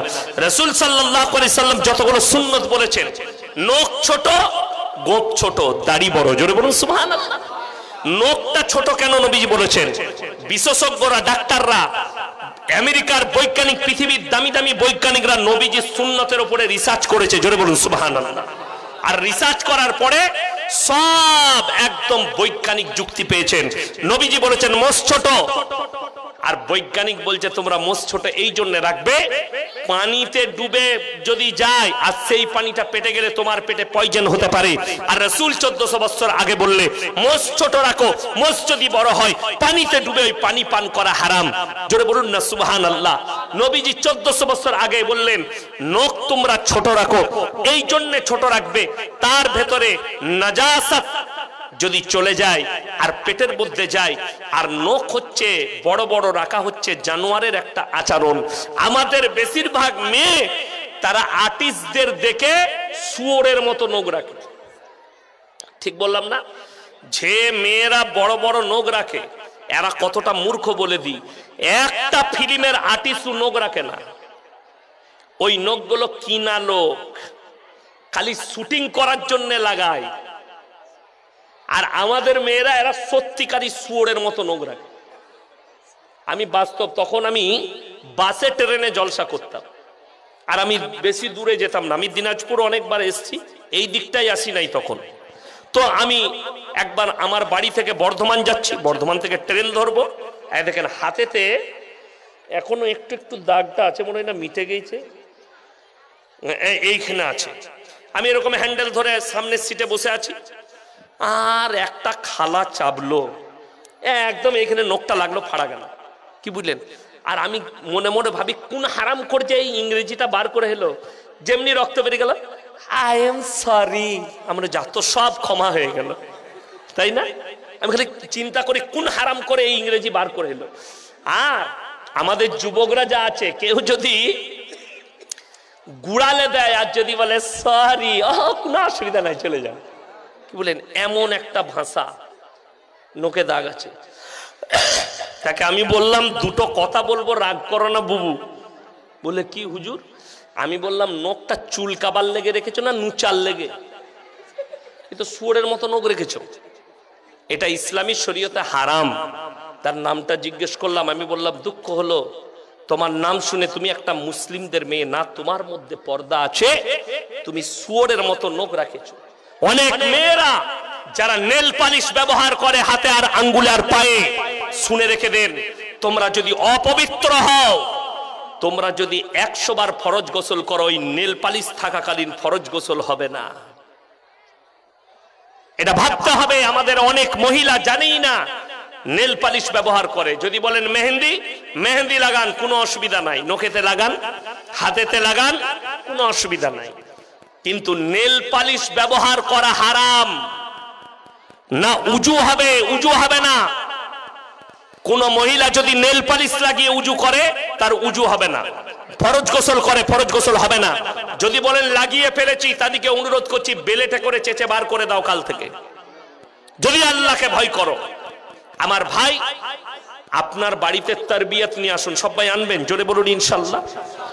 তারবিয়াত, তারবিয়াত কাকে বলে? ইসলামী কৃষ্টি কালচার নিয়ে আসুন।